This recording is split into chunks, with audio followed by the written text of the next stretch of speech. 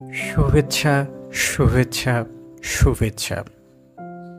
আজকে আপনাদের পড়ে শোনাব মওলানা ভাসানীর জীবন ও রাজনীতি নিয়ে লেখা লেখক সৈয়দ আবুল মকসুদের বই ভাসানী কাহিনী থেকে। পার্ট 3, ভাসানী জয়নুল আবেদিন সম্পর্ক। শিল্পী জয়নুল আবেদিনের সঙ্গে মওলানা ভাসানীর ঘনিষ্ঠ সম্পর্ক ছিল, মোটামুটি যোগাযোগ ছিল সবসময়ই। কাকমারির সাংস্কৃতিক সম্মেলনের ডেকোরেশনের দায়িত্ব দেওয়া হয়েছিল শিল্পী শফিকুল আমিন, জয়নুল আবেদিন, কামরুল হাসান প্রমুখের ওপর। 60-এর দশকের শেষ দিকে ময়মনসিংহে কৃষকদের এক সম্মেলন হবে। সম্মেলনের দুদিন আগে মওলানা হঠাৎ অসুস্থ হয়ে পড়েন, জ্বর ও পেটের অসুখে শয্যাশায়ী। ওই সম্মেলনে মওলানার প্রধান অতিথি হওয়ার কথা। তিনি আয়োজকদের জানিয়ে দেন যে তার পক্ষে যাওয়া সম্ভব নয়। তার পরিবর্তে প্রধান অতিথির দায়িত্ব পালন করবেন শিল্পী জয়নুল আবেদিন। অন্য কোনো রাজনৈতিক নেতাকে দায়িত্ব না দিয়ে শিল্পী আবেদিনকে কেন দিয়েছিলেন তা একমাত্র তিনিই জানেন। প্রধান অতিথি হিসেবে যোগ দেওয়ার আমন্ত্রণ জানিয়ে মওলানা জয়নুল আবেদিনকে এক চিঠি দেন। চিঠিখানা তিনি অতি যত্নে রক্ষা করেন। সেই চিঠি হারানোর ব্যথা তার ছিল অনেক দিন এবং সে কাহিনী দুঃখ করে বলতেনও। ৭১-এর ২৫শে মার্চের নারকীয় হত্যাযজ্ঞের পর ঢাকার অধিকাংশ মানুষ আত্মরক্ষার জন্য কারফিউ তুলে নেওয়ার পর যে যেদিকে পারে গ্রামের দিকে চলে যেতে থাকে। ২৮ তারিখে জয়নুল আবেদিন তার স্ত্রীকে পুরনো ঢাকায় তার শ্বশুরবাড়িতে পাঠিয়ে দিয়ে তিনি বুড়িগঙ্গা পার হয়ে জিঞ্জিরা যান। তার হাতে ছিল ছোট একটি ব্যাগ। সে ব্যাগে দু একটা কাপড় ও কিছু কাগজপত্র ছিল। মূল্যবান কিছু কাগজপত্রের মধ্যে ভাসানীর সেই চিঠিটিও ছিল। তার সঙ্গে রাষ্ট্রবিজ্ঞানের অধ্যাপক আব্দুর রাজ্জাকও ছিলেন। এর মধ্যে ১ এপ্রিল যখন তারা সুভাড্ডা গ্রামে, তখন পাক বাহিনী ধাওয়া করে। ব্যাগসহ তিনি দৌড় দেন। অনভ্যস্ত দৌড়ে হাত থেকে ব্যাগ পড়ে যায়। ওটি আর কুড়িয়ে নেয়ার অবকাশ পাননি। কয়েকদিন কোন্ডা গ্রামে তার ভাইয়ের শ্বশুরবাড়ি ছিলেন। জিঞ্জিরায় দৌড়াদৌড়ির মধ্যে সঙ্গীতজ্ঞ বারিন মজুমদারের একটি মেয়ে হারিয়ে যায়। সন্তোষে কি এক সম্মেলন উপলক্ষে মওলানা ভাসানী ঢাকা থেকে কয়েকজন কবি শিল্পীকে আমন্ত্রণ জানান। শ্রী জাহানারা আবেদিন ও পুত্রদের নিয়ে যান শিল্পী জয়নুল আবেদিন। আরও গিয়েছিলেন কবি সুফিয়া কামাল, সঙ্গীত শিল্পী আলতাফ মাহমুদ, তার স্ত্রী ফেরদৌস রহমান প্রমুখ খ্যাতিমান শিল্পী। সেটা ছিল ফাল্গুনের শেষ অথবা চৈত্রের শুরু। মাঠের মধ্যে সম্মেলন। খাওয়ার ব্যবস্থা সেখানেই। খিচুড়ি, লাউ, বেগুন প্রভৃতি সবজির তরকারি ও ডাল, সবার জন্য একই খাদ্য। বিখ্যাতদের জন্য আলাদা কোনো ব্যবস্থা হয়নি। মওলানা চাইতেন দেশের দরিদ্র কৃষক, শ্রমিক, সাধারণ মানুষের সঙ্গে বিখ্যাত কবি, গায়ক, কণ্ঠশিল্পী এবং চিত্রশিল্পীদের যোগাযোগ ঘটুক। বেগম জাহানারা আবেদিনকেও খুব স্নেহ করতেন মওলানা। ভাসানী ইয়াহিয়া বৈঠক। এলুসিভ বার্ড। ১৯৬৯ সালে পাকিস্তানের সামরিক শাসন জারির কিছুদিন পর প্রেসিডেন্ট ও প্রধান সামরিক আইন প্রশাসক জেনারেল আগা মোহাম্মদ ইয়াহিয়া খান পূর্ব পাকিস্তানে সফরে এসে মওলানা ভাসানীর সঙ্গে আলোচনার আগ্রহ প্রকাশ করেন। অন্যান্য নেতার সঙ্গেও তার বৈঠক হয়। মওলানাকে সন্তোষে সংবাদ দেয়া হলে তিনি জানান তার শরীর ভালো না, ঢাকায় আসা তার পক্ষে সম্ভব নয়। তারপর অনেক পীড়াপিড়ি করে গাড়ি পাঠিয়ে একরকম জোর করেই ভাসানীকে ঢাকায় নিয়ে আসা হয়। সরকারি গাড়িতে মওলানাকে সরাসরি সন্তোষ থেকে ঢাকা ক্যান্টনমেন্টের ১৪তম ডিভিশনের অফিসার্স মেসে নিয়ে আসা হয়। সেখানেই প্রেসিডেন্ট ইয়াহিয়ার সঙ্গে তার বৈঠকের ব্যবস্থা করা হয়। বৈঠকের মূল আয়োজক ছিলেন পূর্ব পাকিস্তানের জিওসি ও সামরিক আইন প্রশাসক মেজর জেনারেল খাদেম হোসেন রাজা। উপস্থিত ছিলেন প্রেসিডেন্টের মিলিটারি সেক্রেটারি ব্রিগেডিয়ার ইসাক, ১৪তম ডিভিশনের গোয়েন্দা বিভাগের কর্নেল তাজ এবং জেনারেল রাজার এডিসি মেজর মইনুল হোসেন চৌধুরী, পরে মেজর জেনারেল ও রাষ্ট্রদূত এবং তত্ত্বাবধায়ক সরকারের উপদেষ্টা। মওলানা এসে পৌঁছানোর পর কিছু ব্যক্তিগত সৌজন্যমূলক কথা হয়। জেনারেল রাজা ছিলেন স্যার ফিরোজ খান নূরের বড় ভাইয়ের মেয়ের জামাই। তাদের পারিবারিক প্রসঙ্গে কিছু কথা হয়। তারপর মৌলানাকে নাস্তা, মিষ্টি, ফলমূল ইত্যাদি দেওয়া হয়। তিনি সামান্য কয়েকটি আঙ্গুর মুখে দেন। কথাবার্তা শুরু করেন প্রেসিডেন্ট ইয়াহিয়া। দেশের সামরিক শাসন জারি করা হয়েছে, সামনে নির্বাচনের আয়োজন চলছে। এই নির্বাচন পাকিস্তানের নতুন সংবিধান রচনার জন্য খুবই গুরুত্বপূর্ণ ইত্যাদি সম্পর্কে ইয়াহিয়া ব্যাখ্যা করে বলেন। এই অবস্থায় মৌলানার ইচ্ছা কি? মৌলানা সাহাব, আপ কিয়া করনা চাহে? জিজ্ঞেস করেন ইয়াহিয়া। মৌলানা চুপ থাকেন। ইয়াহিয়া আবার বলেন, মৌলানা সাহাব, আপ কিয়া করনা চাহে? মৌলানা এবার বলেন, আপনি দেশের প্রেসিডেন্ট, আপনি কি করবেন তা আপনি ভালোই জানেন। আপকা কাম হায়, মুঝে কুছ পাতা নেহি, আমি কিছু বুঝি না। আপনি এত বড় পাবলিক লিডার, আপনার কিছুই বলার নেই? বলেন ইয়াহিয়া। মৌলানা বলেন, দেশের মানুষ গণতন্ত্র চায়, সেজন্য তারা রক্ত দিয়েছে। এখন আপনি যা ভালো বোঝেন তাই করবেন। ইয়াহিয়া বলেন, আপকা কাম সির্ফ অ্যাজিটেশন হায়, আপনি কি শুধু আন্দোলন বিক্ষোভই করে যাবেন? কথাবার্তার বেশি দূর অগ্রসর হলো না। মৌলানা চলে যাবার পর ইয়াহিয়া বলেন, very difficult man, an elusive bird, শক্ত পিচ্ছিল মানুষ, ধরা যায় না। মৌলানা পরে তার অনুসারীদের বলেন, যে মানুষের ক্ষমতার উৎস বন্দুকের নল, সে আমার পরামর্শ শুনবে কেন? তাকে পরামর্শ দেওয়ার মতো মানুষ সেনাবাহিনীর মধ্যেই বহু আছে। তাকে সহযোগিতা করার লোক বাঙালি রাজনৈতিক নেতাদের মধ্যেও বহু আছে। সামরিক শাসন এক জিনিস, আর জনগণের জন্য রাজনীতি অন্য জিনিস। নিরাপত্তা পুলিশকে ছুটি দিলেন। 1972 সালে ন্যাশনাল আওয়ামী পার্টির এক জনসভায় যোগ দিতে মৌলানা ভাসানী ব্রাহ্মণবাড়িয়া যান। ওঠেন স্থানীয় ন্যাপ নেতা ডাক্তার ফরিদুর হুদার বাসভবনে। খুব বড় জনসভা হয় সেদিন শহরে, লোকনাথ দিঘির পারে সভা। মৌলানা তার ভাষণে সদ্য স্বাধীন দেশের আর্থসামাজিক অবস্থার বর্ণনা দেন এবং বলেন, অবিলম্বে ব্যবস্থা না নিলে খাদ্য সমস্যা প্রকট আকার ধারণ করবে। খাদ্যশস্য সাধারণ মানুষের ক্রয় ক্ষমতার বাইরে চলে যাবে। তিনি আশঙ্কা করেন বড় দুর্ভিক্ষ পর্যন্ত দেখা দিতে পারে। তিনি অভিযোগ করেন, সরকার খাদ্য সমস্যার সমাধান না করে অন্যান্য অপ্রয়োজনীয় ব্যাপার নিয়ে বেশি মাথা ঘামাচ্ছে, যার পরিণতি হবে ভয়াবহ। রাতে তার থাকার ব্যবস্থা হয় ডাক্তার হুদার বাড়িতে। খাওয়া দাওয়ার পর কথাবার্তা বলছেন লোকজনের সঙ্গে। থানার ওসি এলেন দেখা করতে। বললেন, হুজুর, রাতে আমাকে এখানে থাকতে হবে আপনার নিরাপত্তার জন্য। ওপর থেকে তেমন নির্দেশই তাকে দেওয়া হয়েছে। নিরাপত্তা রক্ষার পুলিশ ও সাদা পোশাকের বিশেষ শাখার পুলিশ তো ছিলই। মৌলানা ওসিকে বললেন, কি দরকার তোমার এখানে বসে থেকে সারা রাত কষ্ট করার? ঘরে চলে যাও। ওসি বললেন, কষ্ট কি? এটা তো আমার ডিউটি। মৌলানা বললেন, আল্লাহই সব মানুষের নিরাপত্তা দেয়ার মালিক, তোমার কোনো ভয় নেই। আমি বলছি তুমি ঘরে যাও, বউ বাচ্চাদের নিয়ে ঘুমাও গিয়ে। দরকার হইলে আমি মুজিবরে বলবো, আমি তোমারে চইলা যাইতে বলছি। এখানে আমার সিকিউরিটির কোনো সমস্যা নাই। মৌলানাকে সালাম জানিয়ে ওসি ওই বাড়ির আশেপাশে কোথাও রাত কাটান। মরমী গানের অনুরাগী মৌলানা।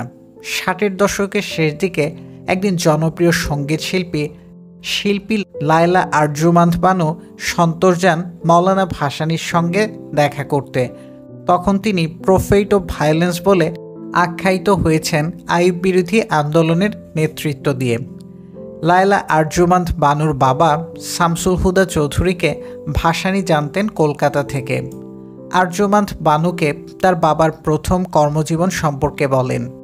আব্দুল লতিফ সহ সঙ্গীত জগতের আরও কারো কথা তিনি জানতে চান।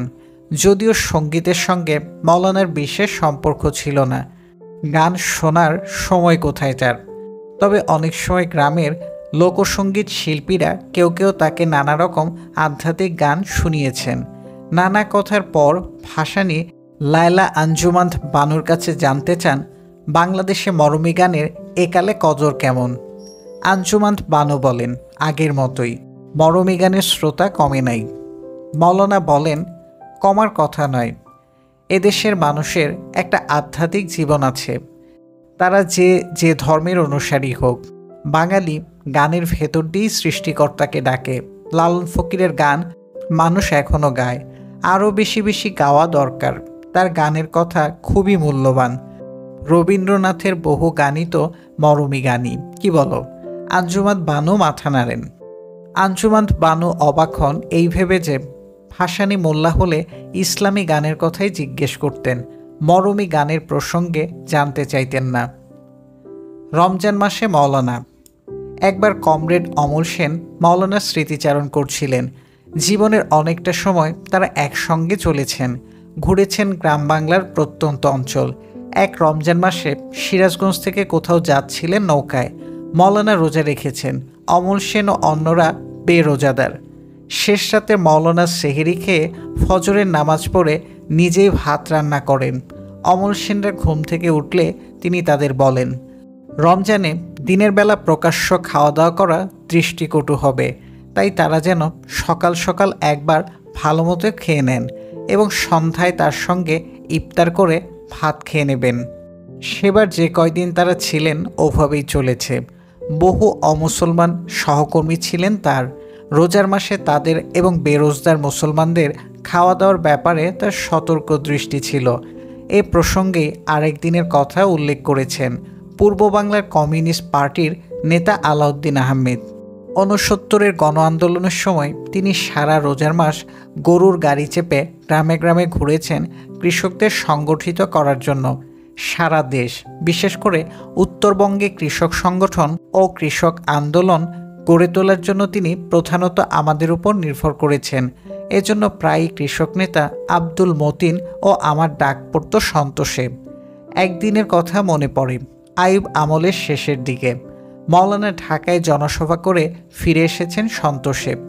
জনগণের উত্তাল জোয়ার, জনগণ আক্রমণমুখী, ঢাকায় গুলি চলেছে। মওলানার জরুরি তার পেয়ে সন্তোষে এলাম। রোজার দিন তিনি বসে আছেন একাই, ভক্তদের দেয়া অনেক খাদ্য সামগ্রী। আমাকে বললেন, খাও, তোমরা তো রোজা থাকবে না। উত্তরে বললাম, মুসাফিরের জন্য রোজা নিষেধ। তিনি হাসলেন এবং বললেন, সন্ধ্যায় ইফতারের সময় হাজির থাকবে আর ভালো করে সেহরি খেয়ে নিবে। দিনে খাবার পাবে না কোথাও, পেলেও খাওয়া উচিত নয়। পশু চিকিৎসালয় প্রতিষ্ঠান।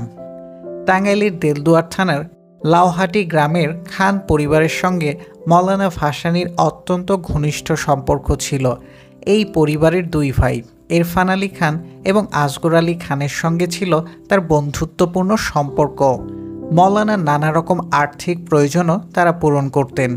বহুবার মওলানা লাউহাটি খান পরিবারে গিয়ে আতিথ্য গ্রহণ করেছেন, এমনকি রাত যাপনও করেছেন।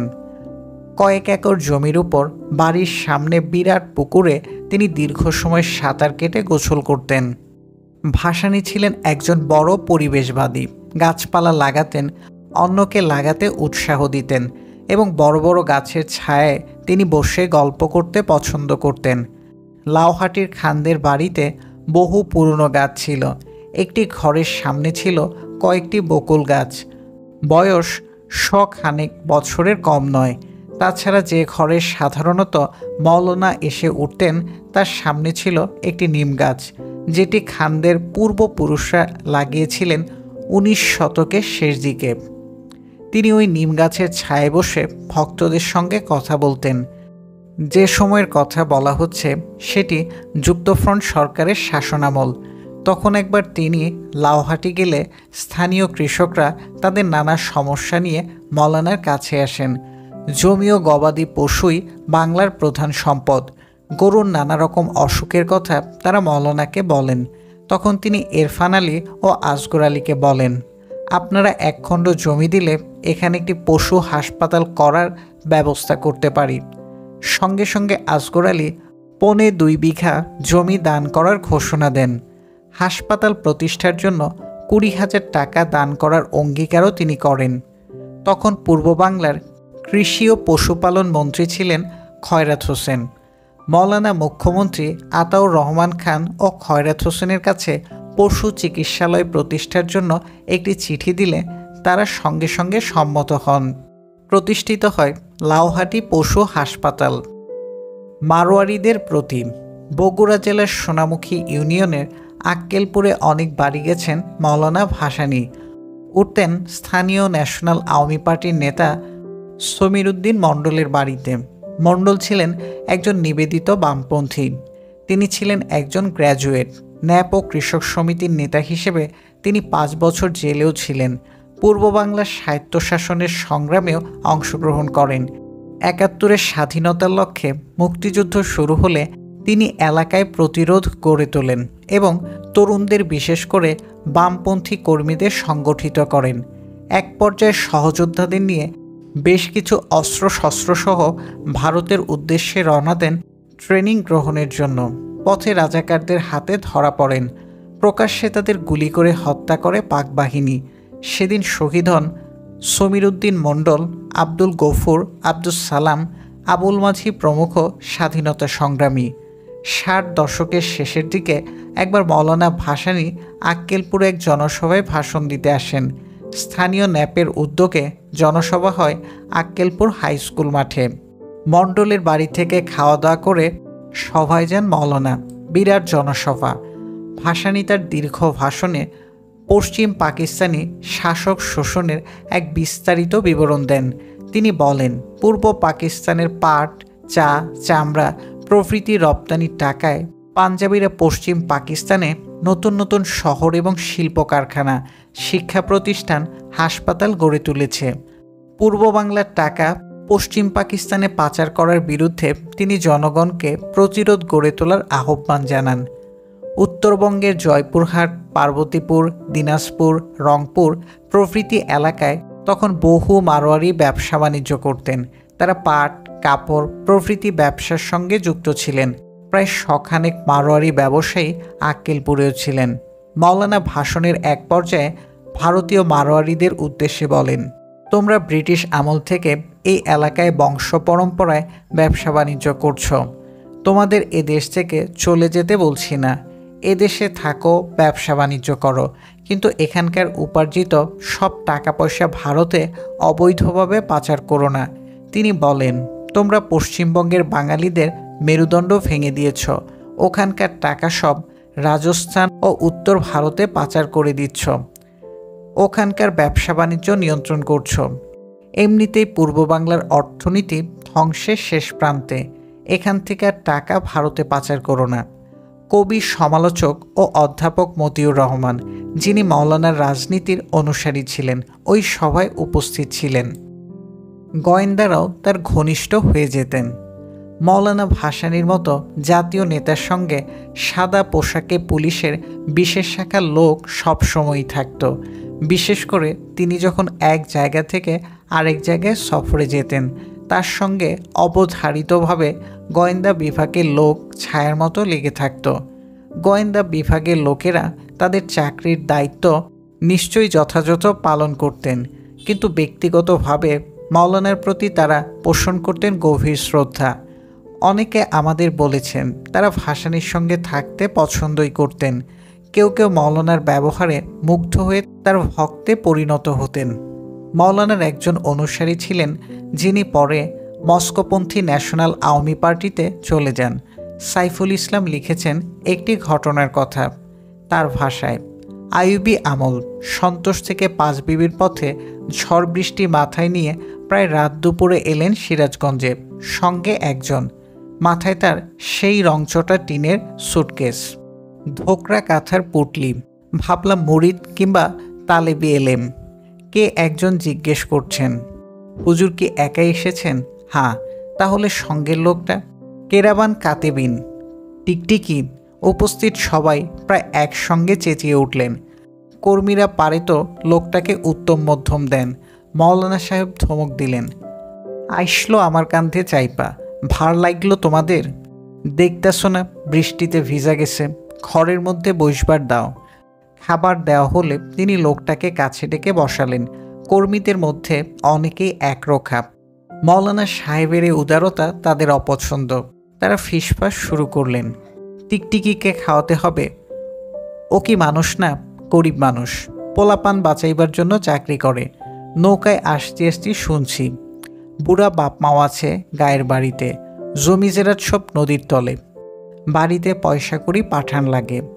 দুপুর রাইতে কি হোটেল খোলা আছে, খাইব কোথায়? তাছাড়া আমার সুটকেস পোটলা বদনা নিয়ে আসছে। পথের সাথী কথা কইতে কইতে আসছি।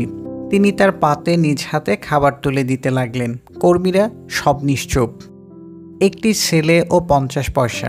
মৌলানা ভাসানী অবহেলা করতেন না কোনো মানুষকেই, তা তার ধর্ম, বর্ণ, বয়স ও সামাজিক অবস্থান যাই হোক।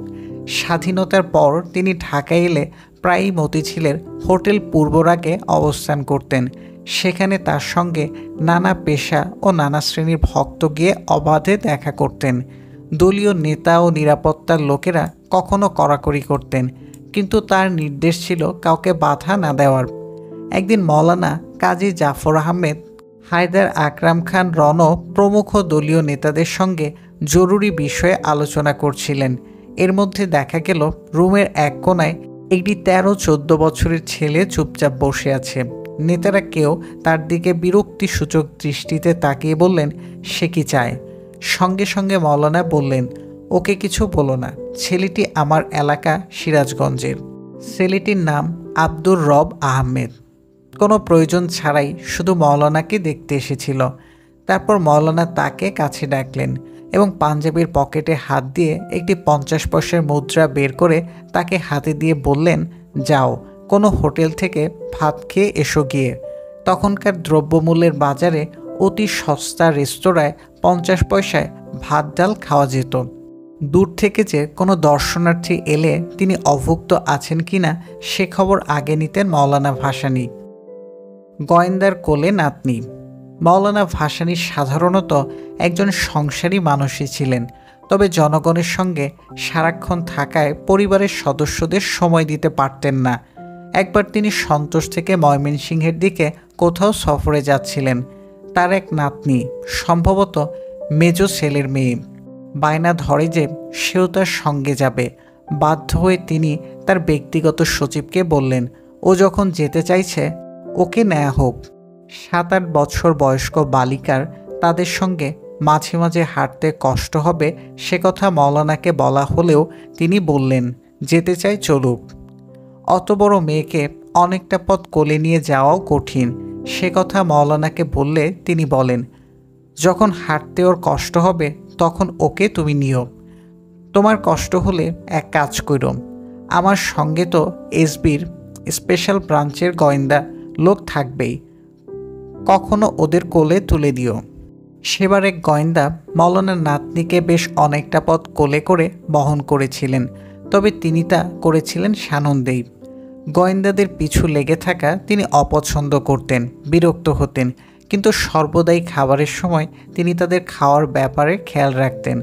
গোয়েন্দাই হোক আর যেই হোক, তার আশেপাশে কাউকে না খাইয়ে তিনি নিজে খেতেন না। এসডিওর পিঠে চাবুক মারা দরকার। 1964 সালে উত্তরাঞ্চলের নানা জেলায় বন্যা হয়।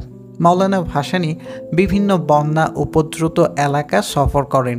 এক পর্যায়ে যান সিরাজগঞ্জ। বন্যায় ক্ষতিগ্রস্ত গ্রামগুলোতে ঘুরে তিনি শোনেন প্রশাসন থেকে কোনো ত্রাণ তাদের দেয়া হয়নি, কোনো সরকারি কর্মকর্তাও তাদের এলাকায় যাননি।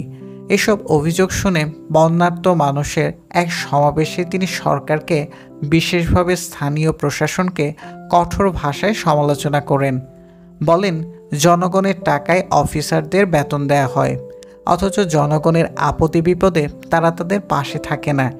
এই মহকুমার এসডিওকে, তার পিঠে চাবুক মারা দরকার। মৌলানা হুঙ্কার দেন।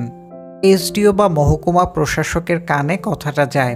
তখন সিরাজগঞ্জের এসডিও ছিলেন সদ্য সিএসপি কর্মকর্তা এনাম আহমদ চৌধুরী। তিনি ছিলেন ঢাকার বিভাগীয় কমিশনার গিয়াসউদ্দিন আহমদ চৌধুরীর দ্বিতীয় পুত্র। বিভাগোত্তরকালে মৌলানা যখন আসামে ছিলেন তখন গিয়াসউদ্দিন ছিলেন আসাম সরকারের একজন কর্মকর্তা এবং মুসলিম লীগ নেতা আব্দুল মতিন চৌধুরীর সম্বন্ধী। সেই সূত্রে ভাসানীর সঙ্গে তার ঘনিষ্ঠ জানাশোনা ছিল। এনাম চৌধুরীকেও তিনি শৈশবকাল থেকেই চিনতেন। এনাম চৌধুরী তার অধীনস্থ কর্মকর্তাদের জিজ্ঞেস করেন মৌলানার অবস্থান সম্পর্কে। তারা জানান তিনি যমুনায় নৌকায় আছেন এবং কিছুক্ষণের মধ্যে চলে যাবেন। তৎক্ষণাৎ যমুনার ঘাটে গিয়ে এনাম চৌধুরী দেখতে পান এর মধ্যেই মৌলানাকে নিয়ে নৌকা চলে গেছে। সঙ্গে সঙ্গে তিনি স্পিডবোট নিয়ে মৌলানার নৌকার পেছন পেছন ছোটেন এবং অল্প সময়ের মধ্যে তাকে ধরে ফেলেন। অনেক আগে ছোটবেলায় দেখেছেন, চেহারা মনে আছে কি নেই, তাই এনাম চৌধুরী সালাম দিয়ে বলেন, আমি গিয়াসউদ্দিন আহমেদ চৌধুরীর ছেলে, এখানকার এসডিও। স্নেহবশত মৌলানা তাকে তুই সম্বোধন করতেন। বললেন, তুই এখন সিরাজগঞ্জের এসডিও? কেউ তো আমাকে বলে নাই। এনাম চৌধুরী বলেন, আপনি বলেছেন এসডিওর পিঠে চাবুক মারা দরকার, তাই আমি এসেছি। এই আমার পিঠ, আমাকে চাবুক মারেন। মৌলানা বিব্রত ও লজ্জিত হন, হাসেন। তিনি খাওয়ার আয়োজন করছিলেন। তার পাত থেকে এক খাবলা ভাত চৌধুরীকে একটা বাসনে তুলে দিয়ে বলেন, খাও। এনাম চৌধুরী বলেন, আমার সঙ্গে আপনাকে যেতে হবে, আপনার অভিযোগ শুনব এবং যা করার করব। অনিচ্ছা সত্ত্বেও মৌলানা তার স্পিডবোটেই সিরাজগঞ্জ আসেন। ডাকবাংলোয় তারা ওঠার পর অল্প সময়ের মধ্যে লোকে লোকারণ্য হয়ে যায়। মৌলানা এনাম চৌধুরীকে বলেন, দেখ, মানুষের জন্য যতটুকু পারবি করবি, মানুষগুলো বড় অসহায়। তারপর তার সঙ্গে কিছুক্ষণ পুরনো দিনের স্মৃতিচারণ করেন। স্নেহের সুরে বলেন, বক্তৃতা দিতে গিয়া কোন সময় কি বলি খেয়াল থাকে না, কিছু মনে করিস না। উপস্থিত জনতার উদ্দেশ্যে তিনি বক্তৃতায় ব্রিটিশ আমলের নানা ঘটনার কথা বলেন, কিন্তু আগে যেমন অফিসারদের গালাগালি দিয়ে উত্তেজনাকর বক্তৃতা দিয়েছিলেন সেটি আর করলেন না। শান্তভাবে বললেন, আপনাদের এসডিও আমার বন্ধুর ছেলে, ছোটবেলা হইতে চিনি, তারে বইলা যাইতেছি, সে আপনাদের খোঁজ খবর রাখবে। এসডিওর জিপে মৌলানাকে নদীর ঘাটে তার নৌকায় পৌঁছে দেয়া হয়। হুজুরের পানির পিক। মানুষের অপ্রতিরোধ্য আবেগ ও ভক্তি ভালোবাসার কাছে যুক্তি ও বিচার বিবেচনা অর্থহীন। মৌলানা ভাসানীর প্রতি তার ভক্তদের প্রেম ও ভালোবাসা যে কত গভীর ছিল তার হাজারো দৃষ্টান্ত রয়ে গেছে। তার রাজনৈতিক শত্রুরা যেমন তাকে তীব্র ঘৃণা ও অপছন্দ করতেন, তেমনি তার অনুরাগী ও ভক্তরা তাকে ভালোবাসতেন দেবতার মতো। সে ভালোবাসা ও ভক্তির প্রকাশ ঘটত বিভিন্নভাবে। ফরিদপুর এক রাজনৈতিক সহকর্মীর বাড়িতে তিনি আতিথ্য গ্রহণ করেছিলেন বাংলাদেশের স্বাধীনতার অব্যবহিত আগে। তার পছন্দমতো মোটা চালের ভাত ও নানা রকম মাছ ও মাংসের ব্যঞ্জন দিয়ে পরিতৃপ্তির সঙ্গে তিনি প্রচুর খেলেন। অনেক সময় উপোস যেমন করতেন, তেমনি কখনো পছন্দের খাবার হলে খেতেনও প্রচুর। সেদিনও তেমন ভোজনই হয়েছিল। খাবারের পরে এলো পান। মৌলানা কয়েকটি পান একসঙ্গে মুখে পুরলেন। সব দাঁত না থাকায় অনেকক্ষণ ধীরে ধীরে চিবুলেন। এর মধ্যে তার পিক ফেলার দরকার হলো। মুখ ভরে গিয়েছিল পানের পিকে। কয়েকজন ভক্ত ঘরের মধ্যে ছিলেন। তাদের একজন ঘরের কোণা থেকে একটি পিতলের চিলিমণি এনে তার সামনে ধরতেই আরেকজন ভক্ত তড়াক করে উঠে তার দুই হাত মোনাজাতের ভঙ্গিতে মৌলানার মুখের কাছে ধরলেন। বললেন, হুজুর, আমার হাতেই পিক ফেলেন। লোকটি চিলিমচি সরিয়ে নিতে বললেন। হুজুরের পানের পিক বহন করা থেকে ভক্ত বঞ্চিত হতে চান না। ঘটনাটির সময় সেখানে উপস্থিত ছিলেন আবু সাইদ খান, রাজনৈতিক লেখক ও কর্মী, পরবর্তীকালে দৈনিক সমকালের ব্যবস্থাপনা সম্পাদক। মৌলানা ভক্তদের মনস্তত্ত্ব বুঝতেন, নিরাশ করতেন না কাউকে। ইচ্ছার বিরুদ্ধেও সেদিন তিনি ভক্তের হাতে পিক ফেলেছিলেন। হয়তো অমনটি জীবনে আরও অনেকবারই তাকে করতে হয়েছে। মৌলানা লাকড়ি চেরাই করেন। মুসলিম লীগের মন্ত্রী ও শিল্পপতি আবুল কাশেম বিভাগপূর্বকালে মৌলানা ভাসানী যখন আসামে মুসলিম লীগ সভাপতি, তখন থেকে তার ঘনিষ্ঠ। পাকিস্তান প্রতিষ্ঠার পর তারা দুই আদর্শের অনুসারী ও দুই দলের নেতা হওয়া সত্ত্বেও তাদের আগের সম্পর্ক নষ্ট হয়নি। তার দল থেকে কেউ অন্য দলে চলে গেলেও মৌলানা ব্যক্তিগত সম্পর্কের ক্ষতি হতে দিতেন না। আবুল কাশেম মৌলানাকে সব সময়ই প্রয়োজনে যথাসাধ্য আর্থিক সাহায্য করতেন। 60-এর দশকে মৌলানার কিছু অর্থের প্রয়োজন হলে আবুল কাশেমকে খবর দেন। সঙ্গে সঙ্গে তিনি তার পুত্র মাইদুল ইসলামকে দিয়ে কিছু টাকা সন্তোষে মৌলানার কাছে পাঠান। মাইদুল ইসলামকে দেখে মৌলানা হাঁক দেন, কই গো আবু নাসিরের মা, দেখো কাশেমের বেটা আসছে। চা নাস্তা দিতে দিতেই বলেন, তাড়াতাড়ি কিছু পাক করো, ওদেরকে খাওয়াইয়া দাও, আইজি চইলা যাইবে।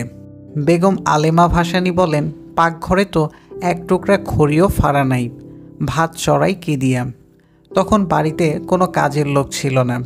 মুহূর্ত দেরি না করে মৌলানা ঘর থেকে কুড়াল নিয়ে একটা শুকনো কাঠ চেরাই করে লাকড়ি করতে লেগে গেলেন। কিছুক্ষণের মধ্যে একরাশ লাকড়ি করে ফেললেন ভাসানী। তখন তার বয়স ৭২ এবং আন্তর্জাতিক খ্যাতিসম্পন্ন একজন এশীয় নেতা। গ্রাম বাংলার একজন দরিদ্র কৃষক যেমন জীবনযাপন করেন, সেসব কাজে পরিশ্রম করতে অভ্যস্ত। মৌলানা ভাসানীও তা পারেনও করতেন। খ্যাতিমান হয়ে পোশাকি ভদ্রলোক হওয়ার কোনো প্রয়োজনই বোধ করতেন না তিনি। মৌলানার জন্য কনে মানুষ আবেগপ্রবণ প্রাণী। কোনো বিশ্বাস বা ভাবাবেগ যখন তার মধ্যে জেগে ওঠে, তা কোনো যুক্তি নাড়াতে পারে না। ফরিদপুরের এক চাষি মানত করেছিলেন, তার যদি কোনো সন্তান হয় এবং সে সন্তান যদি হয় কন্যা, তাহলে তাকে মৌলানা ভাসানীর সঙ্গে বিয়ে দেবেন। লোকটি যখন মানত করেন তখন ভাসানীর বয়স ৭০-এর উপরে। সত্যি সে একটি কন্যা সন্তান লাভ করে এবং একদিন মেয়েটি সাবালিকাও হয়। তখন মেয়ের পরিকল্পিত বিয়ের জন্য তার বাবা ব্যাকুল হয়। স্বাধীনতার কিছু আগে একদিন মৌলানা ফরিদপুর সাংগঠনিক সফরে যান। সেখানে ওই লোকটি তার প্রস্তাবটি নিয়ে হাজির হন। শুনে মৌলানাও স্তম্ভিত, তার সহচররাও থ হয়ে যান। মেয়ের বাবা চেয়েছিলেন তার মেয়ে মৌলানার সেবা করার সুযোগ পাবে যদি তার সঙ্গে বিয়ে হয়। এ ঘটনাটি ঘটে ছাত্রলীগ নেতা ও পরের সমকালের ব্যবস্থাপনার সম্পাদক আবু সাইদ খানের উপস্থিতিতে। শেষ পর্যন্ত মৌলানা লোকটিকে বাস্তবতা বোঝাতে সক্ষম হন এবং তার এক অনুসারীর পুত্রকে পাত্র নির্বাচন করে তিনি মেয়েটির বিয়ে পড়িয়ে দেন। এ জাতীয় বিব্রতকর পরিস্থিতিতে তিনি একবার নয়, বহুবার পড়েছেন এবং তা মোকাবেলা করেছেন। তার দ্বিতীয় স্ত্রী, যিনি বিয়ের অল্পকাল পর কিশোর বয়সেই মারা যান, তিনি ছিলেন তার এক মুরিদান বা আধ্যাত্মিক অনুসারীর কন্যা। সে বিষয়টিও অনেকটা এভাবেই হয়েছিল। পাত্রীর পিতামাতার পীড়াপিড়ি তাকে এই সিদ্ধান্ত নিতে বাধ্য করেছিল। কর্তব্য অবহেলার জন্য ক্রোধ।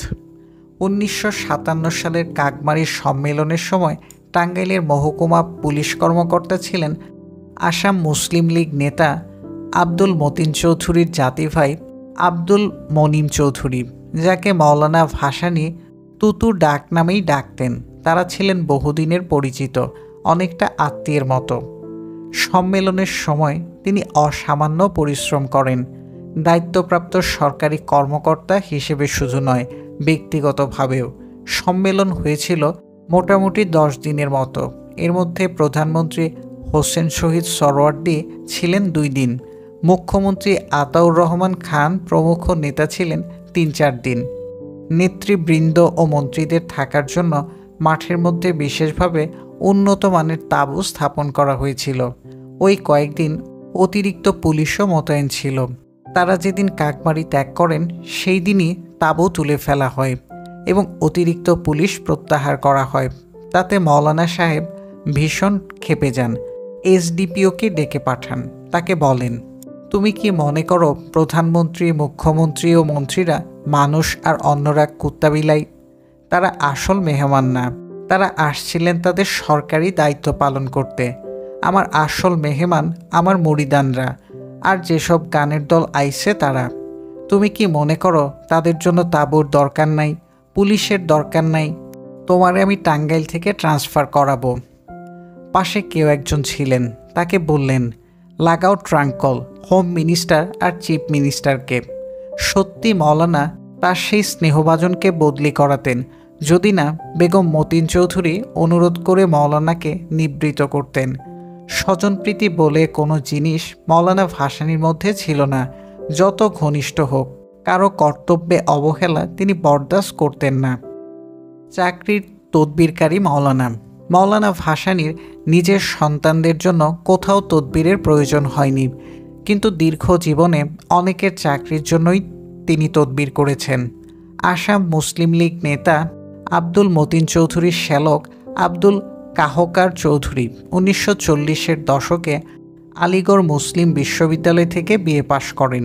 তারপর চাকরির আশায় শিলংয়ে ভগ্নিপতির বাড়িতে গিয়ে কিছুদিন থাকেন, কিন্তু মতিন চৌধুরী আত্মীয় স্বজনের চাকরি দেওয়া পছন্দ করতেন না। একদিন ধুবড়ি থেকে শিলংয়ে আসেন মৌলানা ভাসানী। কোথায় একটা উপযুক্ত চাকরি পাওয়া যায় সে কথা তাকে বলেন কাহহার চৌধুরী। মৌলানা কিছুক্ষণ ভেবে তাকে বলেন, মাদানী সাহেব, ডিআইটির চেয়ারম্যান মাদানীর বাবা, অল ইন্ডিয়া রেডিওর ডাইরেক্টর জেনারেল, তার সঙ্গে গিয়া দেখা করে আমার কথা বলেন, দেখেন কি হয়। মৌলানা উর্দুতে লিখে একটি চিরকুটও দেন মাদানীকে। কলকাতা গিয়ে কাহহার চৌধুরী মাদানী সাহেবের সঙ্গে সাক্ষাৎ করে মৌলানা ভাসানী সাহেবের কথা বলেন এবং চিরকুটটি দেন। বাক্য ব্যয় না করে মাদানী তাকে আকাশবাণীতে নিয়োগ দেন। ব্যক্তিগত জীবনে চৌধুরী ছিলেন বেগম সুফিয়া কামালের বড় মেয়ে আমেনা হোসেনের জামাতা। তিনি বাংলাদেশের মুক্তিযুদ্ধের সময় পাকিস্তানপন্থীদের সমর্থক ছিলেন। সেজন্য মুক্তিবাহিনীর সদস্যরা তাকে 1971 সালের 17 নভেম্বর গুলি করে হত্যা করে। মুক্তিবাহিনীর হাতে নিহত তিনি একজন রেডিওর বড় কর্মকর্তা। বৈষয়িক পরামর্শদাতা ভাসানী। আব্দুল মতিন চৌধুরীর জ্যেষ্ঠ পুত্র জুনাইদ চৌধুরীকে মৌলানা অত্যন্ত স্নেহ করতেন এবং জুনাইদ চৌধুরী তাকে মামা সম্বোধন করতেন।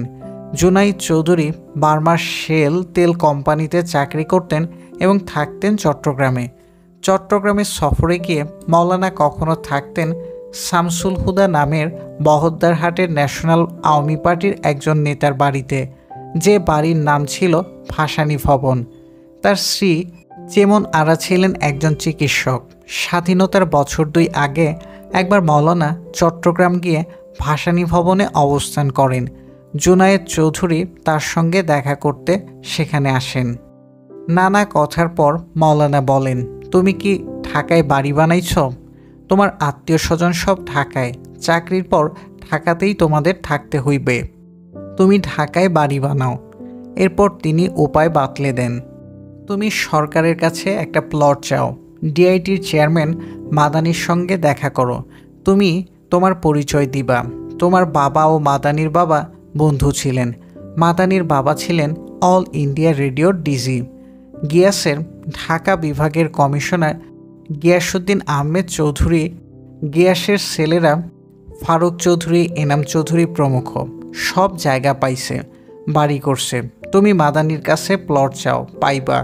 মাদানীকে আমার কথা কইবা। নিজে বৈষয়িক না হলেও চাইতেন প্রিয়জনরা বৈষয়িক হয়ে সুখে শান্তিতে থাকুক। বাঙালি মুসলমানের রক্ত। 1972 সালে শারদীয় দুর্গাপূজার আগে আগে একটি গোষ্ঠী সাম্প্রদায়িক উত্তেজনা ও গোলযোগ সৃষ্টির আয়োজন করবে বলে প্রচারিত হলো। ঢাকার হিন্দু প্রধান এলাকায় নানা গুজব ছড়ানো হলো। ঢাকার বাইরে বিশেষ করে গ্রাম অঞ্চলের হিন্দুরা আতঙ্কগ্রস্ত হলো। মৌলানা ভাসানী তখন ভারত সরকারকে বিভিন্ন ব্যাপারে সমালোচনা করছিলেন। বাংলাদেশের ভারত বিরোধী সাম্প্রদায়িক গোষ্ঠী তাতে মনে করেছিল ভারত বিরোধিতার নামে হিন্দু বিরোধিতা করলে সংখ্যাগরিষ্ঠের ভেতর থেকে বিশেষ প্রতিবাদ হবে না। সাম্প্রদায়িক গোত্রের এই তৎপরতায় মৌলানা বিচলিত হলেন। নানা জায়গায় সভা সমাবেশ করে সাম্প্রদায়িকতাবাদীদের বিরুদ্ধে হুঁশিয়ারি উচ্চারণ করছিলেন।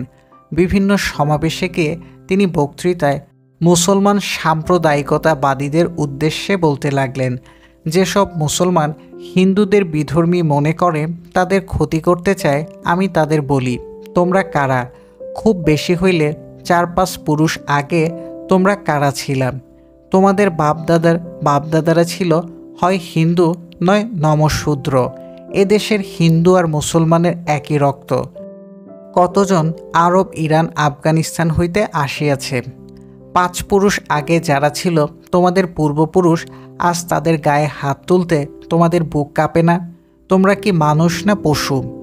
মৌলানা সরকারকে ও সরকারি দলের নেতাদেরও সতর্ক করে দেন ধর্ম নিয়ে রাজনীতি না করতে।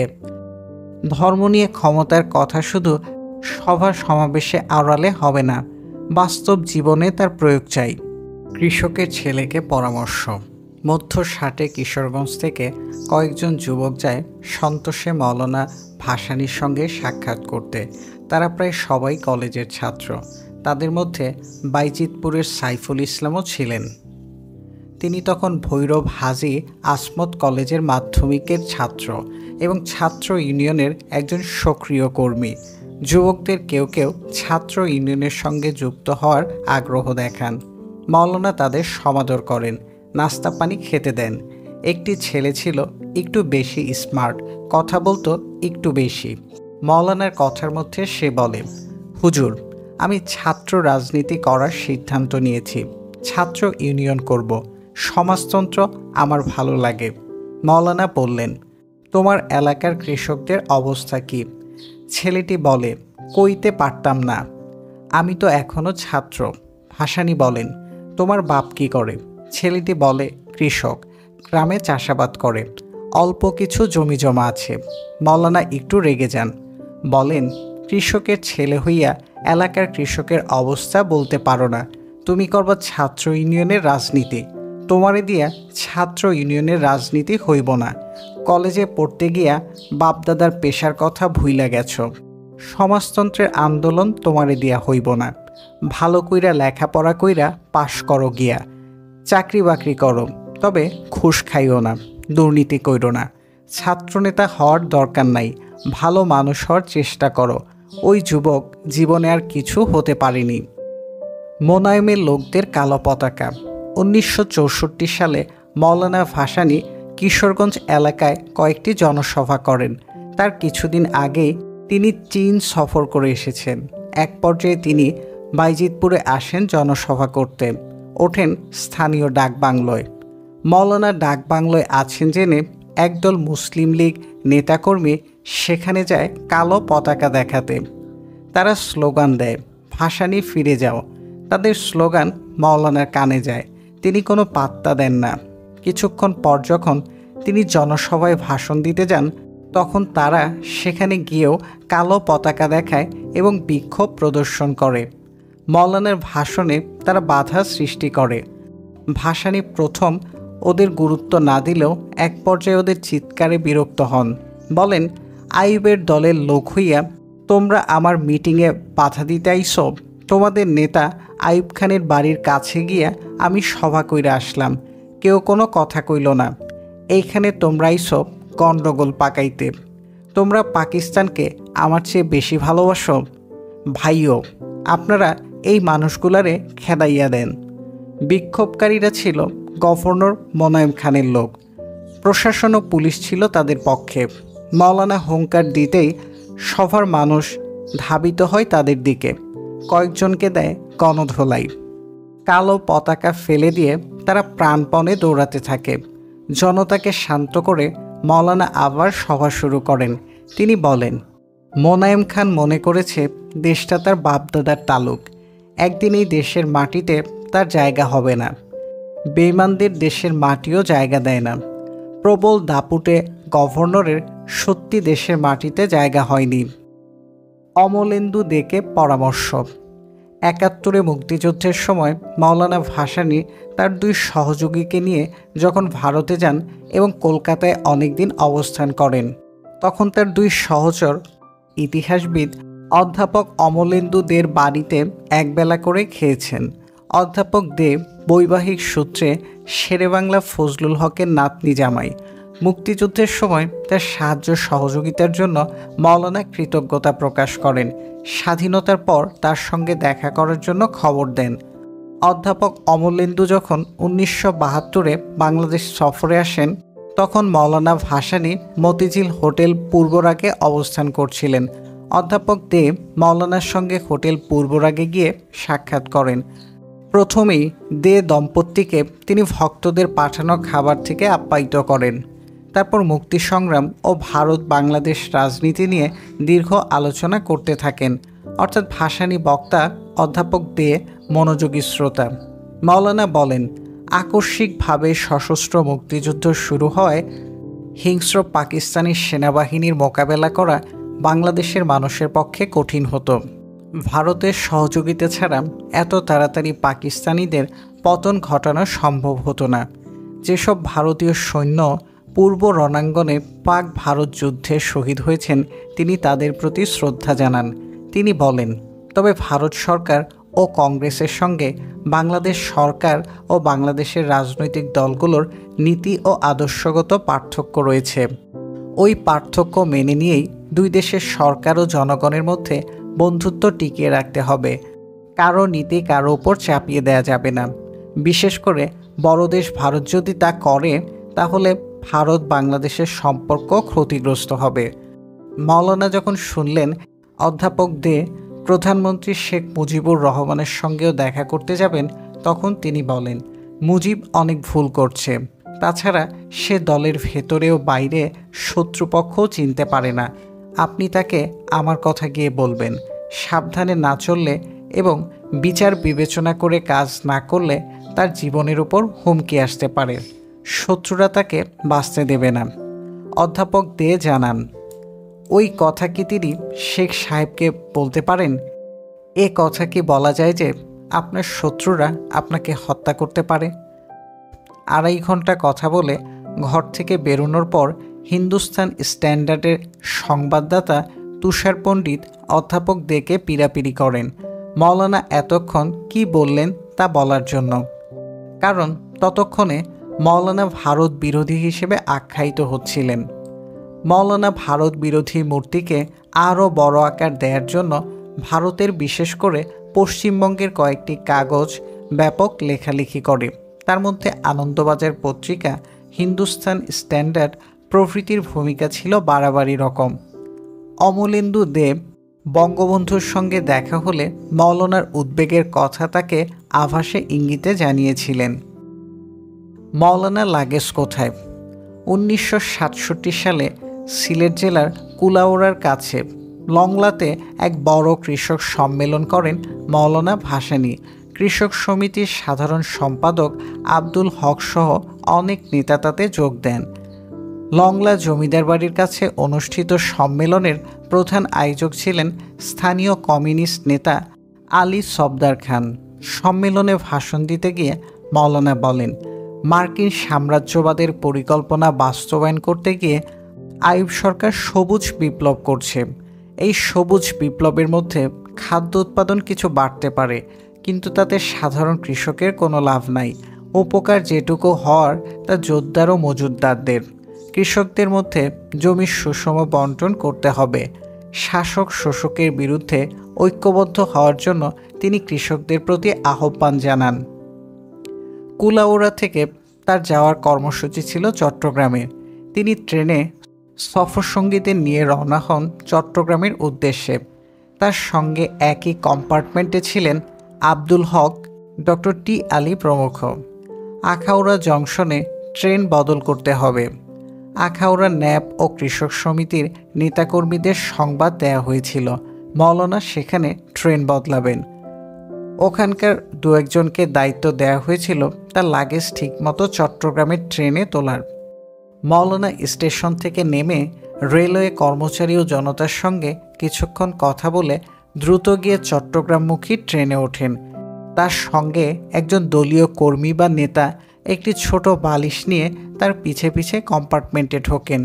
এর মধ্যে আখাউড়া যাদের উপর মাওলানার লাগেজ চট্টগ্রামের ট্রেনে তোলার দায়িত্ব দেওয়া হয়েছিল, তারা হন্তদন্ত হয়ে এসে বলেন, ওই ট্রেনের কামরায় হুজুরের লাগেজ পাওয়া যাচ্ছে না।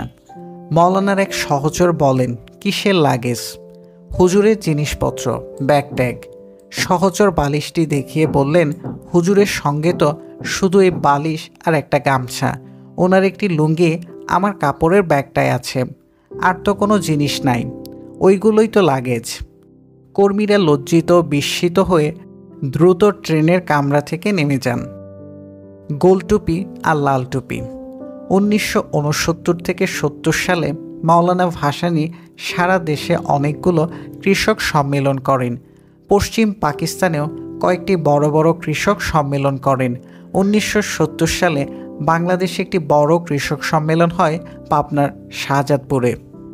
হাজার হাজার গ্রামীণ কৃষিজীবী, কৃষি শ্রমিক, গ্রামের ধর্মপ্রাণ মানুষ যেমন মোল্লা মুসল্লি ও তার মুরিদানরা কৃষক সম্মেলনে যোগ দিতেন। গ্রামের মানুষ হিসেবে তাদের অনেকের মাথায় থাকত সাদা কিস্তি টুপি বা গোল টুপি। শাহজাদপুর সম্মেলনের আগে মাওলানা তার সহকর্মীদের নির্দেশ দেন, কয়েক হাজার লাল টুপি তৈরি করতে। সম্মেলনের আগে কয়েক বস্তা লাল টুপি তৈরি হয়ে যায়। সম্মেলনের উদ্বোধনী অনুষ্ঠানে তিনি তার স্বভাবসুলভ ভাষায় সাম্রাজ্যবাদ, সামন্তবাদ ও দেশি বিদেশি পুঁজিবাদী শোষণের বিরুদ্ধে বক্তৃতা করেন। এক পর্যায়ে তিনি বলেন, ভাইও, আপনারা নামাজের সময় কি করেন? সাদা টুপি মাথায় পরেন। সাদা টুপি নামাজের পোশাক। আপনারা কি নামাজের পোশাক পরিয়া শত্রুর বিরুদ্ধে লড়াই করতে পারবেন? শ্রোতাদের ভেতর থেকে নানা ধ্বনি ওঠে। মাওলানা বলেন, সংগ্রামের সময় সংগ্রামের পোশাক চাই। নামাজের টুপি সাদা টুপি, আর সংগ্রামের টুপি হইল লাল টুপি। শোষকের বিরুদ্ধে আপনারা যে লড়াই শুরু করতে যাইতেছেন, সেই সংগ্রামে লাল টুপি পরতে হবে। আপনারা সাদা টুপি খুলে লাল টুপি মাথায় দেন। স্বেচ্ছাসেবকদের কাছে আগে থেকেই লাল টুপি মজুদ ছিল। সঙ্গে সঙ্গে তারা লাল টুপি বিতরণ শুরু করেন এবং হাজার হাজার মানুষ লাল টুপি মাথায় দেন। যারা সাদা টুপি মাথায় দিয়ে বক্তৃতা শুনছিলেন, তারাও তা খুলে লাল টুপি পরেন। সম্মেলনের পরে মাওলানা তার সহকর্মীদের বলেন, সাদা টুপি মাথায় দেওয়ায় একজনের মধ্যে ধর্মীয় ভাবই জাগে, সংগ্রামী চেতনা নয়। যে মুহূর্তে সে লাল টুপি মাথায় দেয়, তৎক্ষণাৎ তার মধ্যে দেখা দেয় সংগ্রামী চেতনা। তারপর থেকে ভাসানীর কৃষক সম্মেলনগুলোয় হাজার হাজার মানুষ লাল টুপি ও লাঠি হাতে যোগ দিতেন। অল্প দিনের মধ্যেই কৃষকদের মধ্যে এক বৈপ্লবিক চেতনার জন্ম হয়।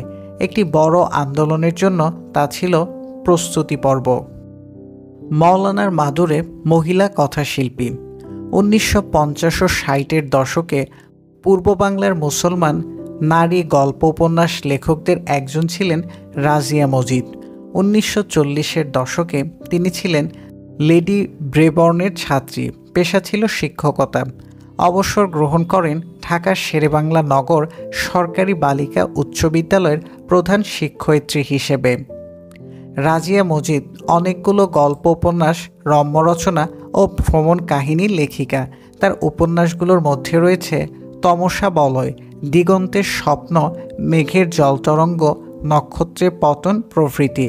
গল্প সংগ্রহ আকাশে অনেক রং এবং ভ্রমণ কাহিনী করাচির চিঠি। তিনি টাঙ্গাইলেরই মেয়ে, তবু চাকরির প্রয়োজনে বাইরে বাইরে থাকায় মাওলানা সাহেবের বাড়িতে কখনো যেতে পারেননি। একবার যান তার সঙ্গে সাক্ষাৎ করতে সন্তোষ। বেগম মজিদ লিখেছেন, দুপুরের খাবারের পর তিনি মাদুরে শুয়ে বিশ্রাম নিচ্ছিলেন। তার বাড়ি এবং ঘরের দ্বার উন্মুক্ত, অতএব সংকোচহীন পদে তার ঘরে সরাসরি প্রবেশ। তিনি উঠে বসলেন, হাসি মুখে বসতে বললেন। আমরা মাদুরের বিছানায় তার পাশেই বসলাম। আলাপ পরিচয়ের পর তার সঙ্গে মাওলানা আন্তরিকভাবে কথাবার্তা বলেন। রাজিয়া মজিদ লিখেছেন, আমার মনে হলো তিনি যেন আমার পরম আত্মীয়। শুধু তাই নয়, শুভার্থী। কতদিন যেন তার সঙ্গে পরিচয়। আমি লিখি শুনে তিনি আরও খুশি। বললেন, তোমাদের মতো মেয়েদেরই আমাদের দরকার সমাজসেবার ক্ষেত্রে।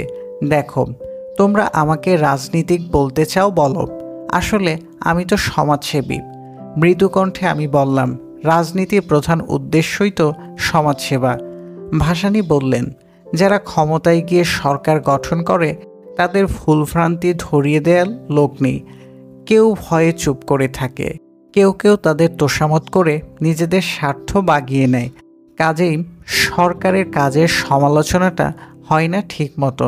আমি সেই অপ্রিয় কাজটা করে থাকি।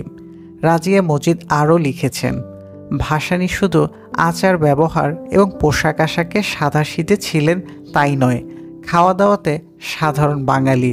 ডাল ভাত তার প্রিয় খাদ্য। এছাড়া ফলমূল খেতে তিনি খুব ভালোবাসতেন। তার ঘরে এ জিনিসের অভাব ছিল না। সন্ধ্যার অন্ধকার ঘনিয়ে আসছিল। আমরা আর অপেক্ষা করতে চাইছিলাম না। তিনি আমাদের এটা ওটা খাওয়ালেন। শুধু তাই নয়, নিজ হাতে চৌকির নিচ থেকে বড় বড় দুটো আনারস টেনে বের করে আনলেন। বললেন, বাসায় নিয়ে যাও, পরে খেও। শুধু আনারস নয়, কয়েক কাঁদি কলাও দিলেন। ডক্টর কাচেন মাওলানার কাপড়। 1970 সালের 12ই নভেম্বর বাংলাদেশের দক্ষিণাঞ্চলের জেলাগুলোয় স্মরণকালের ভয়াবহ ঘূর্ণিঝড় আঘাত হানে। সেদিন মাওলানা ভাসানী চিকিৎসাধীন ছিলেন ঢাকার ধানমন্ডির ডক্টর টি হোসেনের প্রাইভেট ক্লিনিকে। ঘূর্ণিঝড়ের 2-1 দিন আগে তাকে দেখতে যান আসাম মুসলিম লীগের নেতা পরলোকগত আব্দুল মতিন চৌধুরীর পত্নী বেগম ফখরুন্নেসা খাতুন। তাকে দেখে মৌলানা খুব খুশি হন, শোয়া ছিলেন। তাড়াতাড়ি উঠে বসেন বিছানায়। পুরনো দিনের নানা প্রসঙ্গ তুললেন, আসামের দিনগুলোর স্মৃতি রোমন্থন করতে লাগলেন বেগম ফখরুন্নেসার ভাষায়। বসে কথা বলছি, বিশেষ করে মৌলানা বলছেন, আমি শুনছি। এমন সময় একজন ডাক্তার ঘরে ঢুকলেন। তার হাতে ভাঁজ করা 2-3টি লুঙ্গি, পাঞ্জাবি, গামছা। ওগুলো বিছানায় নামিয়ে রাখতেই মৌলানা বললেন, আপনি কষ্ট করতে গেলেন কি জন্য? ডাক্তার বললেন, এ আর কষ্টের কি? আমি ডাক্তারকে জিজ্ঞেস করলাম, কি ব্যাপার? ডাক্তার বললেন, হুজুরের কাপড়গুলো ময়লা হয়ে গিয়েছিল, তাই ওগুলো আমি বাসায় নিয়ে গিয়েছিলাম ধোয়াতে। ফখরুন্নেসা বললেন, আমি তো অবাক, এ কেমন ডাক্তার আর কেমন রোগী যে রোগীর ময়লা কাপড় নিজের বাড়ি থেকে ধুইয়ে নিয়ে আসেন। আসলে এরই নাম মৌলানা ভাসানী। কামরুন্নাহার লাইলির প্রশংসা।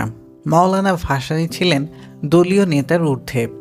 ন্যাব গঠনের পরও ভাসানী লীগের পুরনো সহকর্মীদের সঙ্গে তার স্বাভাবিক সম্পর্কই ছিল। আমৃত্যু তাদের সঙ্গে ভাসানীর ব্যক্তিগত সম্পর্ক অক্ষুণ্ণ ছিল। যশোরে গিয়ে খড়কির পীর সাহেবের বাড়ি অথবা অ্যাডভোকেট মালেকের বাড়িতেই উঠুন না কেন, অবিলম্বে তার সঙ্গে দেখা করতে ছুটে যেতেন আওয়ামী লীগের 2 সংসদ সদস্য রওশন আলী এবং ইকবাল আনোয়ার ইসলাম। তারা তাদের বাড়ি থেকে মৌলানার জন্য এটা ওটা খাবার পাঠাতেন। সেকালে যশোরের বাম প্রগতিশীল রাজনীতি খুব জোরদার ছিল। বৃহত্তর যশোর জেলার কমিউনিস্ট ও বাম নেতাদের অনেকের সঙ্গে ভাসানীর ছিল ব্যক্তিগত সম্পর্ক।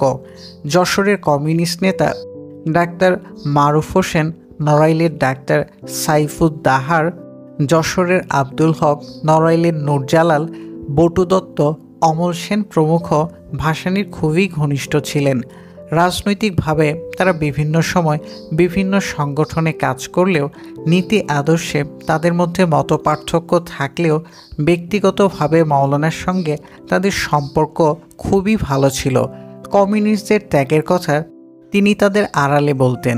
ঝিনাইদহের তরুণ নেতা আনোয়ার জাহিদ একসময় তার খুবই ঘনিষ্ঠ হয়ে ওঠেন। যদিও রাজনৈতিক আদর্শে আনোয়ার জাহিদ কখনোই তার কাছের মানুষ ছিলেন না। আনোয়ার জাহিদের স্ত্রী কামরুন্নাহার লাইলিকে মৌলানা মেয়ের মতো স্নেহ করতেন। ঢাকার জেলখানার গেটে তাদের বিয়ে হয়। ভাসানী 1974 সালে একদিন দুঃখ করে বলছিলেন, বাংলাদেশে প্রগতিশীল নারী আন্দোলনে লাইলির অবদানের কথা তোমরা জানো না। জেনুইন প্রোগ্রেসিভ ছিল লাইলি, লেখালেখি করত, রাজনীতি করত। যখন এই লাইনে বাঙালি মুসলমান মেয়ে পাওয়া যেত না, তখন লাইলি সাহস করে এগিয়ে আসে। সমাজ তার প্রতিভা কাজে লাগাতে পারে নাই। স্বাধীনতার পর মৌলানা যখন কোনো উপলক্ষে ঢাকায় এসে হোটেলে বা কোনো বাড়িতে উঠতেন, ডক্টর সাইফুদ্দাহার সেখানে গিয়ে তার সঙ্গে একান্তে কথা বলতেন।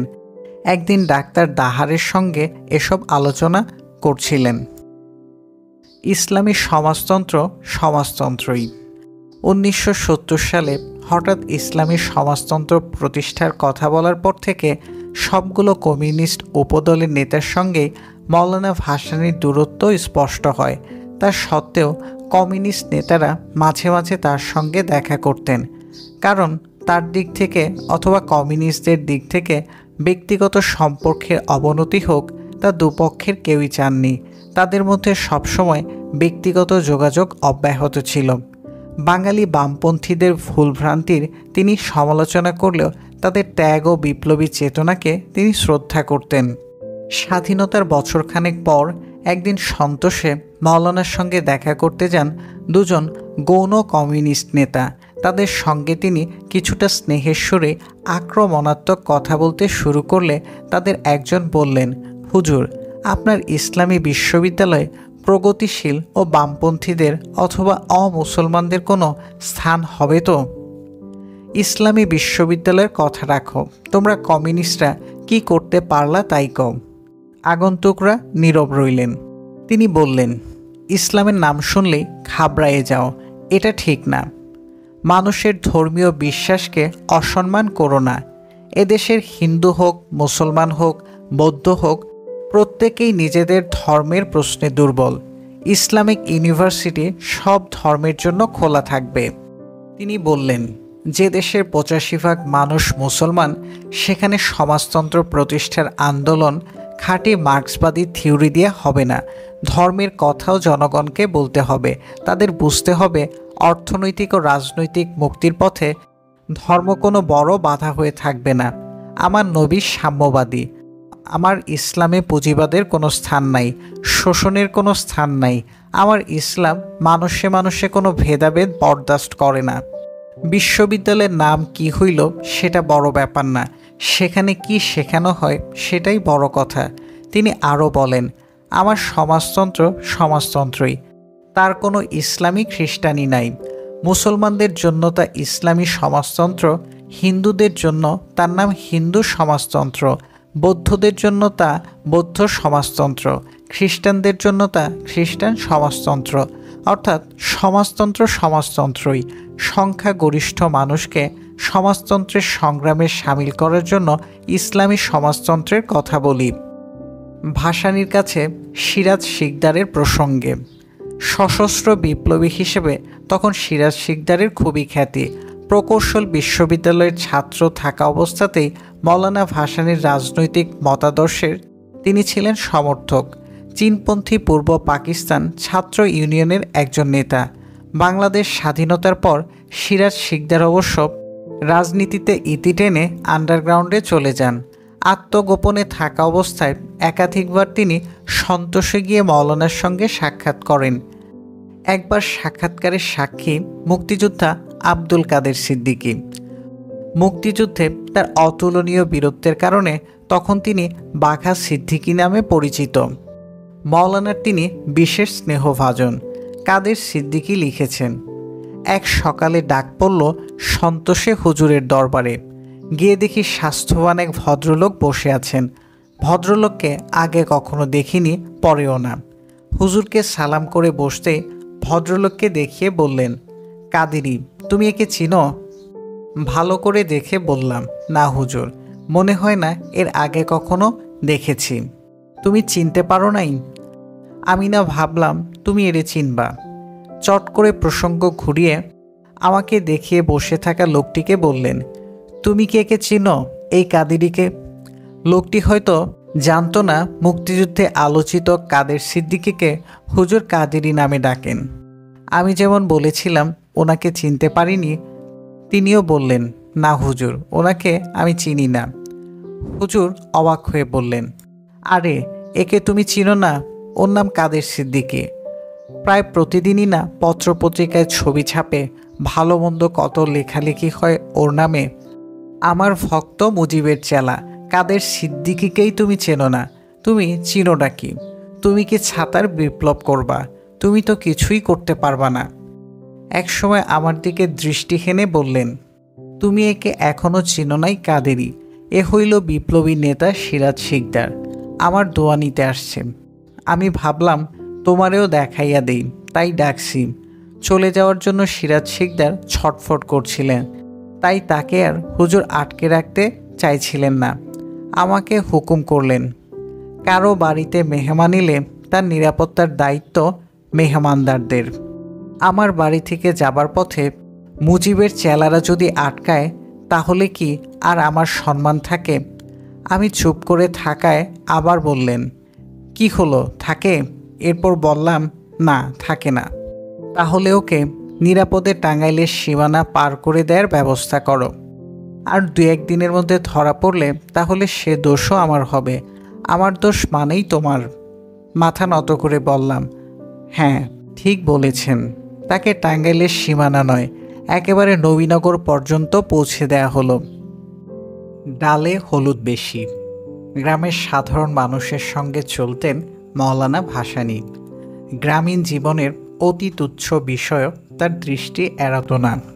তোবাগঞ্জের গ্রামে উঠোনের এক চুলায় এক দরিদ্র ভক্তের স্ত্রী ডাল রান্না করছিলেন। তিনি তাকিয়ে দেখেন ডালে হলুদ বেশি পড়ে গেছে। বললেন, আরে হলুদ বেশি দিয়ে ফেলাইছিস, খাইতে পারবি না, তাড়াতাড়ি একটা পাটখড়ি আন। তিনি পাটখড়ির কয়েকটি টুকরো চিরে দু ভাগ করে সেগুলো ফুটন্ত ডালের হাঁড়িতে দিয়ে তা উঠিয়ে ফেলে দেন। অনেকটা হলুদ মশলা পাটকাঠি শুষে নেয়, ডালে হলুদের মাত্রা কমে যায়। এভাবে তিনি গ্রামের মানুষের নিকটজন হয়ে ওঠেন। গ্রামের মানুষের গরু ছাগল হাঁস মুরগির রোগবালাই প্রভৃতির সমস্যারও তিনি সমাধান দিতেন। মানুষও তাদের সমস্যা নিয়ে মৌলানার কাছে ছুটে আসত। পশু চিকিৎসা সম্পর্কে ভাসানীর ভালো জ্ঞান ছিল। আপনি তো 50 সালেই বলেছিলেন। 1970 সালের 30শে মে আওয়ামী লীগ নেতা শেখ মুজিবুর রহমান ময়মনসিংহ জেলার নান্দাইল যাচ্ছিলেন এক জনসভায় ভাষণ দিতে। তার সফরসঙ্গী সাংবাদিক ছিলেন এপিপি সংবাদ সংস্থার বিশেষ সংবাদদাতা সৈয়দ মোজাম্মেল হক। নান্দাইলের পথে তিনি যখন ময়মনসিংহের নান্দাইল সড়কে, তখন উল্টো দিক থেকে আরেকটি গাড়ি তার গাড়ি পার হয়ে কয়েক গজ দূরে গিয়ে থামে। সঙ্গে সঙ্গে শেখ মুজিবও তার গাড়ি থামাতে ড্রাইভারকে নির্দেশ দেন। দুই গাড়ি থেকে নামলেন দুই নেতা, মৌলানা ভাসানী এবং শেখ মুজিব। দুই নেতা কাছাকাছি হলে ভাসানী মুজিবকে জিজ্ঞেস করেন, কোথায় চললা? নান্দাইল যাব হুজুর। কি নির্বাচন উপলক্ষে মিটিং? মৌলানা বলেন, সব জায়গায় যাইতেছি, এই জেলাও ঘুরব। মুজিব বলেন, ঘোরো, দেখো জনগণ কি চায়। মৌলানা বলেন। তারপর তারা একটু দূরে সরে গিয়ে নিচু স্বরে কথা বলতে থাকেন। তাদের মধ্যে কথা হয় আসন্ন নির্বাচন নিয়ে। কিসব কথার পর শেখ মুজিব বলেন, এ কথা তো আপনি 50 সালেই আমারে বলছিলেন। মৌলানা বলেন, হবে, তাই হবে, প্রস্তুত থাকো। সেদিন মোজাম্মেল হক তাদের সংলাপের যেটুকু ধরতে পারেন তার সার কথা হলো, মৌলানা বলেন, তোমার যে জনপ্রিয়তা, তাতে ইয়াহিয়ার সরকার কি শেষ পর্যন্ত নির্বাচন দেবে? আমার মনে হয় নির্বাচন নাও দিতে পারে। আর তোমার তো সংখ্যাগরিষ্ঠতা হবেই। তখন কি পশ্চিম পাকিস্তানিরা তোমাকে কেন্দ্রের ক্ষমতায় বসাবে? ওদের সঙ্গে থাকা যাবে না, তৈরি হও। ইয়াহিয়া যত মিষ্টি কথাই বলুক, ক্ষমতা ছাড়তে চাইবে না। ওদের থেকে বেরিয়ে আসা এখন সময়ের ব্যাপার মাত্র। এই প্রসঙ্গেই মুজিব বলেন, তিনি তো 1950 সালেই একই কথা বলেছিলেন। বিশেষ তাৎপর্য এই যে, ভাসানী যে বলেছেন নির্বাচন হবে না, সে কথা 2 দিন পর 2 জুন মুজিব আমেরিকার কনসাল জেনারেল আর্চারকে ব্লাডকে বলে দেন এবং তাকে একথাও বলেন, পাকিস্তানি ইন্টেলিজেন্স এজেন্সির লোকদের সঙ্গে ভাসানীর যোগাযোগ আছে। শেখ সাহেব ফ্ল্যাটকে বলেন, অবস্থা যেদিকে যাচ্ছে, এখানে ভিয়েতনামের মতো কমিউনিস্ট আন্দোলন হতে পারে এবং একমাত্র আওয়ামী লীগে পারে বাম আন্দোলন ঠেকাতে। ইয়াহিয়া যদি চক্রান্ত করে আমাকে ক্ষমতা না দেন, বিরাট ভুল করবে। নির্বাচন হয়েছিল, ইয়াহিয়া ক্ষমতা দেননি মুজিবকে, তাকে ক্ষমতা দিয়েছিল বাংলার জনগণ। ভাসানী সোহরাওয়ার্দীর সম্পর্ক। মৌলানা ভাসানী ও হোসেন শহীদ সোহরাওয়ার্দী তাদের রাজনৈতিক জীবনে কখনো ছিলেন সহযোগী, কখনো প্রতিদ্বন্দ্বী। একসময় তারা একই দলের নেতা ছিলেন। সোহরাওয়ার্দী ছিলেন বাংলা মুসলিম লীগের সবচেয়ে জনপ্রিয় নেতা এবং ভাসানী আসাম মুসলিম লীগের সভাপতি। 1947 সালের পরে উভয়ই লীগ থেকে বেরিয়ে যান এবং ভাসানী গঠন করেন আওয়ামী মুসলিম লীগ এবং সোহরাওয়ার্দী পাকিস্তান জিন্না আওয়ামী লীগ। সাম্রাজ্যবাদ ও সমাজতন্ত্রের প্রশ্নে তারা ছিলেন পরস্পর দুই বিপরীত মেরুতে। সোহরাওয়ার্দী পশ্চিমা পুঁজিবাদী সাম্রাজ্যবাদী শক্তিগুলোর সঙ্গে সহযোগিতার নীতিতে অনড় ছিলেন। ভাসানী পশ্চিমা, বিশেষ করে মার্কিন সাম্রাজ্যকে দুনিয়ার সবচেয়ে বড় দুশ্মন মনে করতেন এবং অবিচলভাবে মার্কিন সাম্রাজ্যবাদের নিন্দা করতেন। সমাজতন্ত্র প্রতিষ্ঠার জন্য আন্দোলন করতেন। 1957 সালে ভাসানী আওয়ামী লীগ থেকে বেরিয়ে এসে প্রতিষ্ঠা করেন ন্যাশনাল আওয়ামী পার্টি। সোহরাওয়ার্দী আমৃত্যু আওয়ামী লীগের শীর্ষ নেতাই থেকে যান। 1958 সালের অক্টোবরে পাকিস্তানে মার্শাল ল জারি করা হলে অন্যান্য নেতার সঙ্গে ভাসানীও 12 অক্টোবর গ্রেপ্তার হন। মির্জাপুর কুমিদিনী হাসপাতাল থেকে। কিছুদিন কারাগারে থাকার পর ধানমন্ডি একটি বাড়িতে সাব জেলে তাকে অন্তরীণ করে রাখা হয়। ভাসানীর আটকাদেশ চ্যালেঞ্জ করে সোহরাওয়ার্দীর সরকারের বিরুদ্ধে একটি হ্যাবিয়াস কর্পাস মামলা দায়ের করেন ঢাকা হাইকোর্টে। সেই মামলায় তার জুনিয়রদের একজন ছিলেন তরুণ ব্যারিস্টার ডক্টর কামাল হোসেন। মামলার সপক্ষে আদালতে সোহরাওয়ার্দী বিভিন্ন যুক্তি প্রদর্শন করেন। সেটি ছিল শুক্রবার। বিচারক সব শুনে বলেন কেন তার আটকাদেশ অবৈধ নয়। সেজন্য সরকারের প্রতি কারণ দর্শানোর নোটিশ দেন আগামী সোমবার। তখন শনি ও রোববার হাইকোর্ট বন্ধ থাকত। রোববার ছিল সাধারণ সরকারি ছুটি। সোহরাওয়ার্দী পীড়াপিড়ি করছিলেন ওই দিনই ভাসানীর মুক্তির আদেশ পেতে। মহামান্য আদালত বলেন সরকারকে একটি দিন সময় দিতে হবে কারণ দর্শানোর জন্য, সুতরাং সোমবার পর্যন্ত তিনি সময় দেবেন। যেহেতু শনি রোববার সরকারি ছুটি, সোহরাওয়ার্দী বলেন মাই লর্ড, আগামী সোমবার পর্যন্ত অপেক্ষা করার প্রয়োজন হবে না। হয়তো সোমবার আমাকেও আদালতে আসার প্রয়োজন হবে না। সেদিন আমাকে মাওলানা সাহেবের জানাজায় উপস্থিত থাকতে হবে। শুনে বিচারপতি বাকের বিচলিত হন এবং অবিলম্বে মাওলানা ভাসানীকে মুক্তি দিতে সরকারের প্রতি নির্দেশ দেন। ডক্টর কামাল হোসেন পরবর্তীকালে বাংলাদেশের আইনমন্ত্রী ও পররাষ্ট্রমন্ত্রী হন। কোর্ট থেকে বেরিয়ে সোহরাওয়ার্দীকে জিজ্ঞেস করেন মাওলানার অবস্থা কি সত্যি খুব খারাপ, মারা যাওয়ার আশঙ্কা আছে কি না। সোহরাওয়ার্দী বলেন মাওলানা বহুত ভালো আছে, তুমি এখনও ছেলে মানুষ, কিছু চিন্তা করো না। আদালতে উকিলদের ওসব বলতে হয়। নীতিগত দূরত্ব থাকলেও ভাসানী ও সোহরাওয়ার্দী ছিলেন পরস্পরের প্রতি গভীর শ্রদ্ধাশীল। বন্দুকওয়ালাদের চেয়ে ভালো। 1974 সালের 28 ডিসেম্বর রাষ্ট্রপতিকে দিয়ে দেশে জরুরি অবস্থা ঘোষণা করানো হয়। নাগরিকদের মৌলিক অধিকার ও স্বাধীনতা সংক্রান্ত বিবাদের সব ধারা স্থগিত করা হয়। সমস্ত দেশ এক শ্বাসরুদ্ধকর অবস্থার মধ্যে পড়ে। সামরিক শাসনের মতোই অবস্থা। সভা সমাবেশের অধিকার থেকে শুরু করে মানুষ হারায় তাদের যাবতীয় মৌলিক অধিকার। সংবাদপত্রের স্বাধীনতা ও বাক স্বাধীনতা চলে যায়। তখন মাওলানা ভাসানী সন্তোষে গৃহবন্দী। মুজিবের শাসনামলে মাওলানা বন্দি জীবন যাপন করবেন, তা ছিল মানুষের কল্পনার বাইরে। এর মধ্যে শেখ মুজিবরের প্রস্তাব অনুসারে দেশে রাষ্ট্রপতি শাসিত পদ্ধতির এক অভিনব শাসন ব্যবস্থা চালু করার আইন জাতীয় সংসদে গৃহীত হয় 1975 সালের 25 জানুয়ারি। বাংলাদেশের সংসদীয় গণতন্ত্রের কবর রচিত হয়। যে সংসদীয় গণতন্ত্রের জন্য পাকিস্তানি আমলে শেখ মুজিব সংগ্রাম করেছেন। শেখ মুজিবের সরকারি জীবনী গ্রন্থের ভাষ্য অনুযায়ী দেশের সমস্ত নির্বাহী ও আইন প্রয়োগকারী ক্ষমতা প্রকৃতপক্ষে কেন্দ্রভূত হয় রাষ্ট্রপতির হাতে। ওই আইন পাশ করার এক মাসের মধ্যে 24 ফেব্রুয়ারি 1975 রাষ্ট্রপতি শেখ মুজিব এক ডিক্রির মাধ্যমে দেশের সব রাজনৈতিক দল, শ্রমিক কৃষক সংগঠন প্রভৃতি নিষিদ্ধ করে তার নেতৃত্বে গঠন করেন বাংলাদেশ কৃষক শ্রমিক আওয়ামী লীগ নামে এক নতুন দল, যাকে সংক্ষেপে বাকশাল বলা হতো। মুজিব সম্পূর্ণ একনায়কে পরিণত হন। তিনি হন রাষ্ট্রপ্রধান, সরকার প্রধান ও দলের প্রধান। যদিও তার অধীনে একজন প্রধানমন্ত্রী ছিলেন, সর্বময় ক্ষমতা ছিল রাষ্ট্রপতির হাতে। এই অবস্থার বিরুদ্ধে প্রকাশ্যে কারো কিছু বলার উপায় ছিল না। গৃহবন্দী মাওলানার সঙ্গে তার মুরিদানদের 2-4 জনকে প্রত্যেক দিন দেখা করতে দেয়া হতো।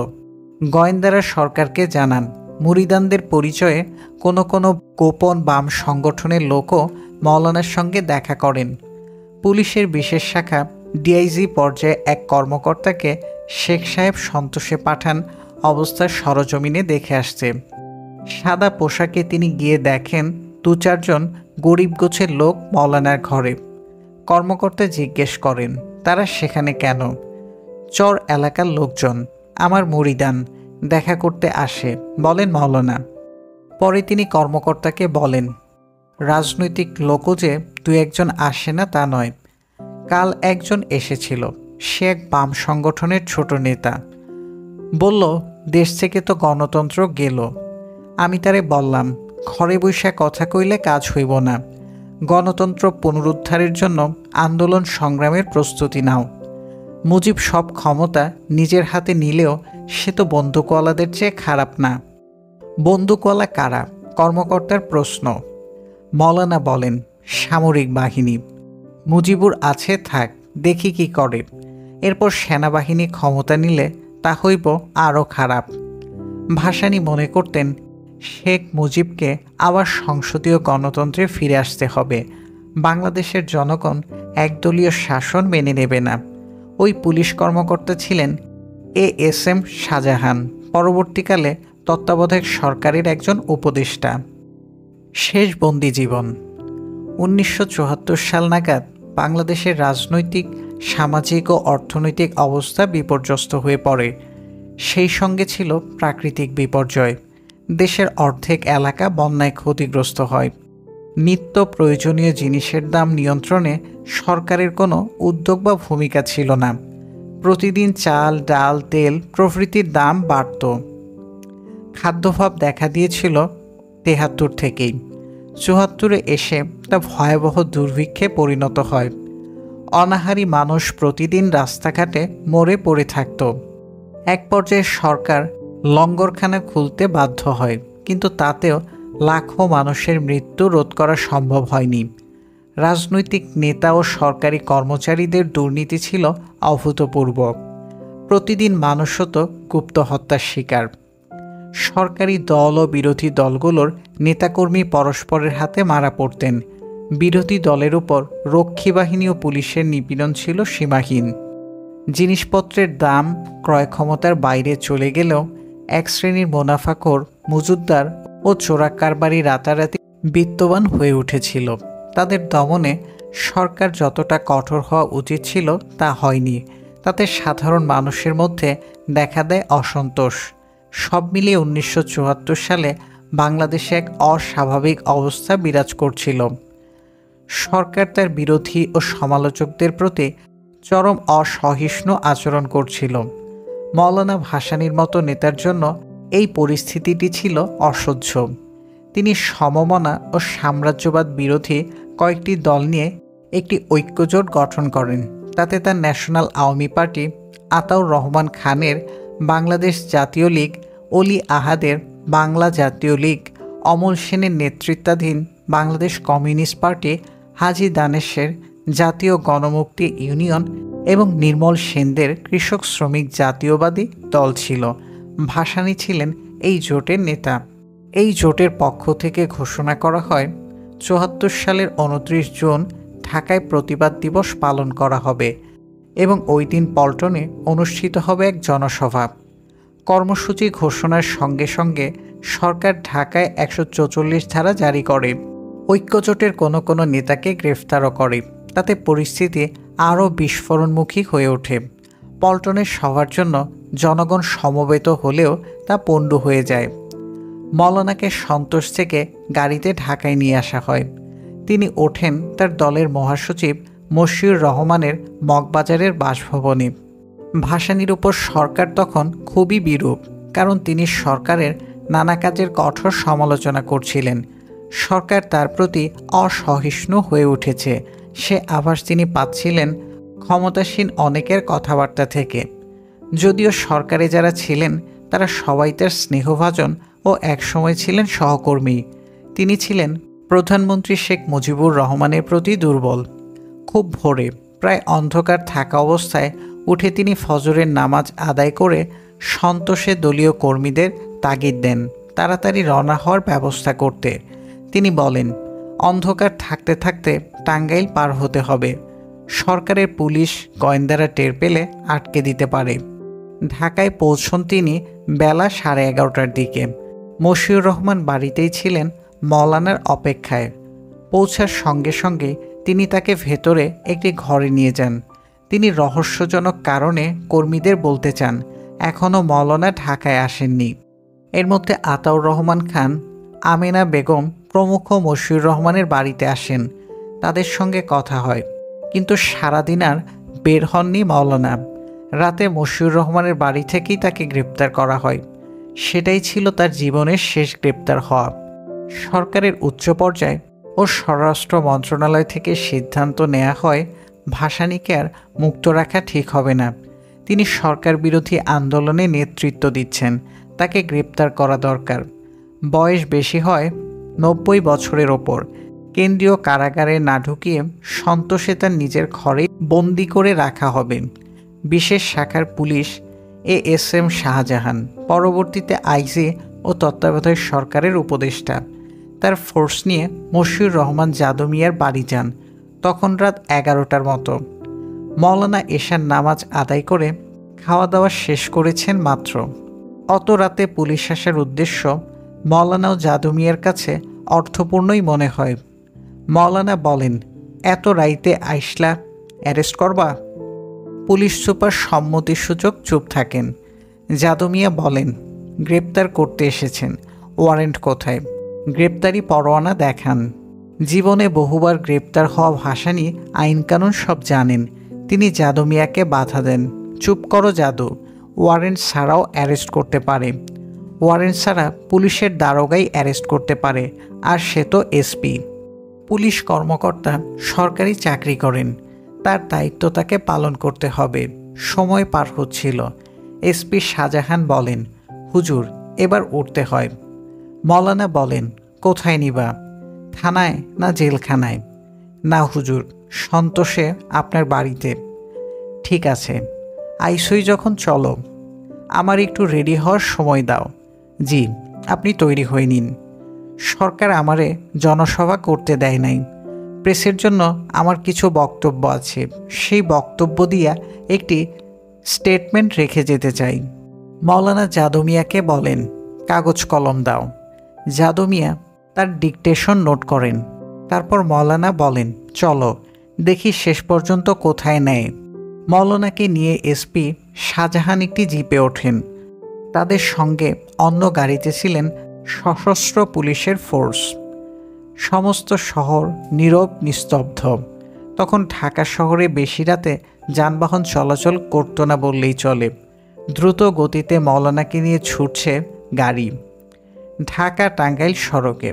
তবে রাস্তাঘাটের অবস্থা ছিল খারাপ। সাবধানে যায় জিপ। মওলানা ভাসানী চুপচাপ বসে থাকার মানুষ নন। SPর সঙ্গে নানা বিষয়ে কথা বলছিলেন। কালিয়াকৈর মির্জাপুর পার হওয়ার পর ফজরের আজান শোনা যায়। মওলানা বলেন, গাড়ি থামাও, নামাজটা পড়ে নেই। পুলিশ কর্মকর্তা গাড়ি থামানোর সমীচীন মনে করেন না। মওলানা ভাসানী একজন গ্রেপ্তার হওয়া রাজনৈতিক নেতা। রয়েছে তার অগণিত ভক্ত সমর্থক। মসজিদে গেলে যদি তাকে স্থানীয় মানুষ আর আসতে না দেয়, সরকারের কাছে কি জবাব দেবেন পুলিশ অফিসার? পুলিশ সুপার বলেন, হুজুর মসজিদে গিয়ে নামাজ না পড়লেন, গাড়ির ভেতরেই আদায় করে নেন। মওলানা বলেন, তুমি বুঝি ভয় পাইতেছ? মসজিদে নামাজ পড়তে গেলে আমি আর আসব না, ডরাইও না। নামাজ পইরাই আমি চইলা আসব। বাধ্য হয়ে পুলিশ গাড়ি থামিয়ে বা পাশের একটি মসজিদে তাকে নিয়ে যাওয়া হয়। পুলিশও পাহারায় থাকে। মওলানাকে গ্রামের মুসল্লিরা চিনতে পারেন। তাকে যে গ্রেপ্তার করে নিয়ে যাওয়া হচ্ছে সে কথা তিনি কাউকে বললেন না। নামাজ পড়ে মুসল্লিদের সঙ্গে দু একটা কথা বলে তিনি গাড়িতে এসে উঠলেন। স্বস্তির নিঃশ্বাস ফেলেন SP। মওলানা যখন তার সন্তোষের বাড়িতে পৌঁছলেন তখন সকাল। সেখানে তার ঘরের সামনে পুলিশ পাহারা রেখে ঢাকায় চলে আসেন ASM শাহজাহান। 30 জুন 1974 থেকে 15ই আগস্ট 1975 পর্যন্ত মওলানা নিজ বাড়িতে অন্তরীণ ছিলেন। কাঁঠালের জুস। সন্তোষে নিজ বাড়িতে মওলানা ভাসানী নজরবন্দি। কখনো কখনো সরকারি দলের নেতা ও কর্মকর্তা তার সঙ্গে গিয়ে দেখা করেন। তিনি তাদের সঙ্গে খানিকক্ষণ কথাবার্তা বলার সুযোগ পান। মানুষের সঙ্গ তিনি পছন্দ করেন। এর মধ্যে সরকারের কাছে খবর আসে তার সঙ্গে প্রতিদিন বিভিন্ন লোক দেখা করে। তাদের মধ্যে তার দলের রাজনৈতিক কর্মীও রয়েছেন। ভাসানীর সঙ্গে সত্যি রাজনৈতিক নেতাকর্মীরা যোগাযোগ করে কিনা তা তদন্ত করার জন্য বিশেষ শাখার একজন পুলিশ কর্মকর্তাকে সন্তোষে পাঠানো হয়।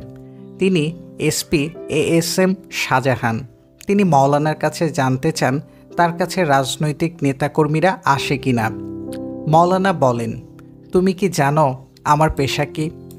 পুলিশ কর্মকর্তা নীরব থাকেন। মওলানা বলেন, আমার পেশা পীরগিরি। মুরিদদের টাকায় আমার সংসার চলে। মুরিদরা আমার কাছে না এলে আমাদের সংসার চলবে কিভাবে? তাই চর এলাকা থেকে 2-1 আসে। মওলানা আরও বলেন, দুনিয়ার সবচেয়ে ধনী ব্যক্তি কে জানো? আগা খান। তিনিও একজন পীর। নিজে রোজগার করেন না, তার অনুসারীদের টাকায় বড়লোক। তিনি বলেন, রাজনীতির লোকও 2-1 যে আসে না তা না। এই তো কয়েকদিন আগে সিরাজ শিকদার এসেছিল। এর মধ্যে এসপি সাহেবের জন্য প্লেটে কাঁঠাল মুড়ি পরিবেশন করা হয়।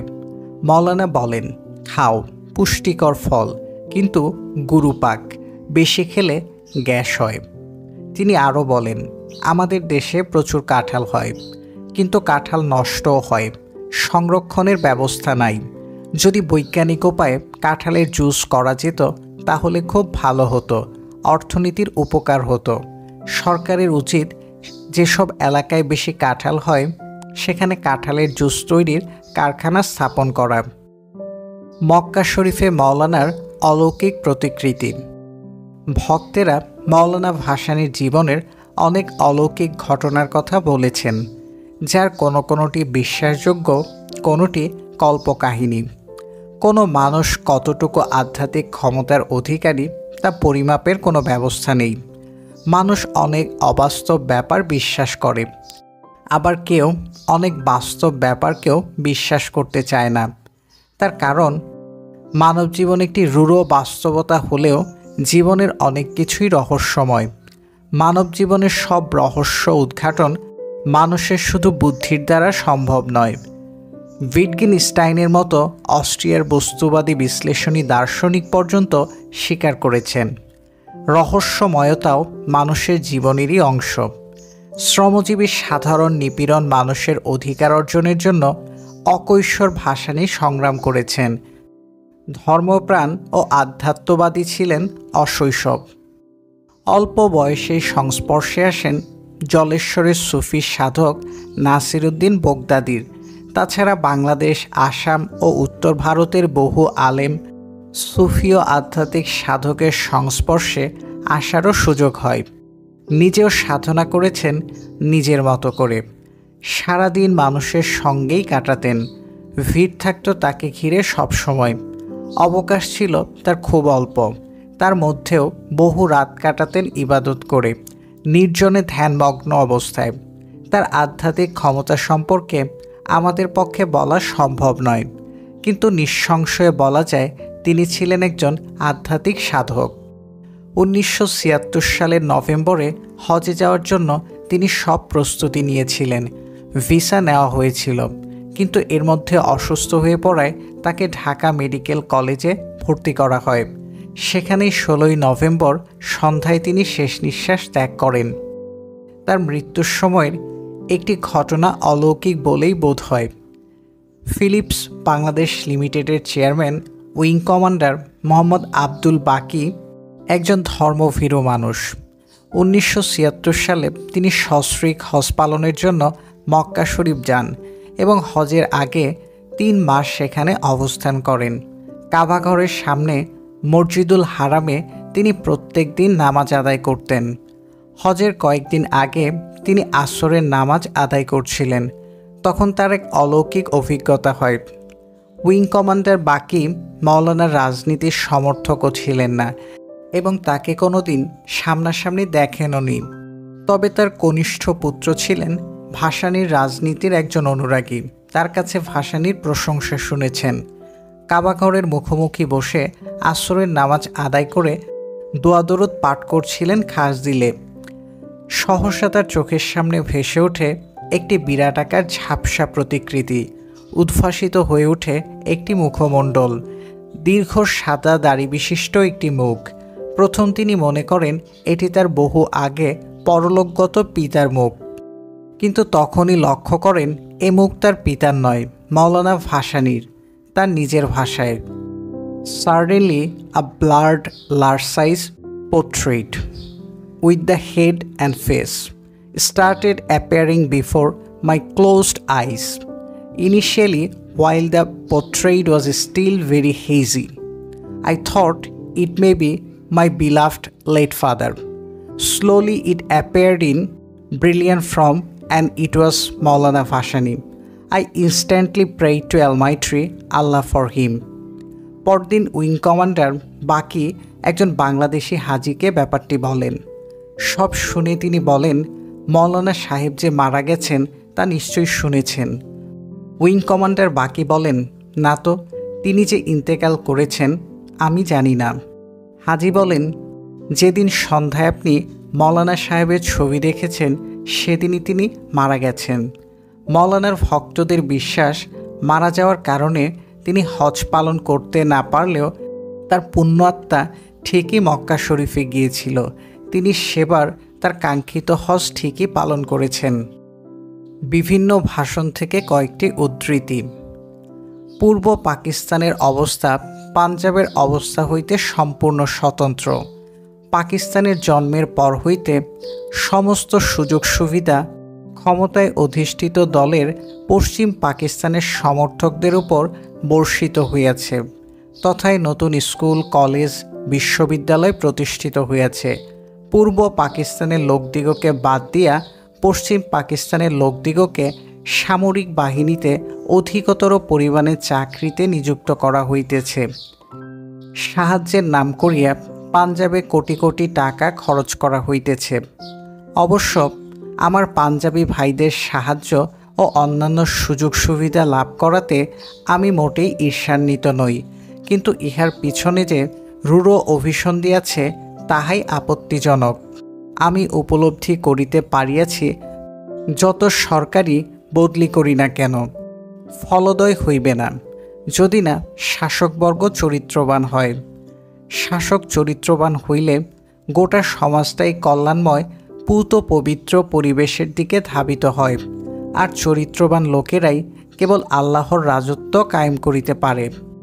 এই শাসনতন্ত্রে বাংলাদেশে দেশি বিদেশি সর্বপ্রকারের পুঁজি বিনা ক্ষতিপূরণে বাজেয়াপ্ত করে সরকারের আওতাধীন জাতীয়করণ করতে হবে।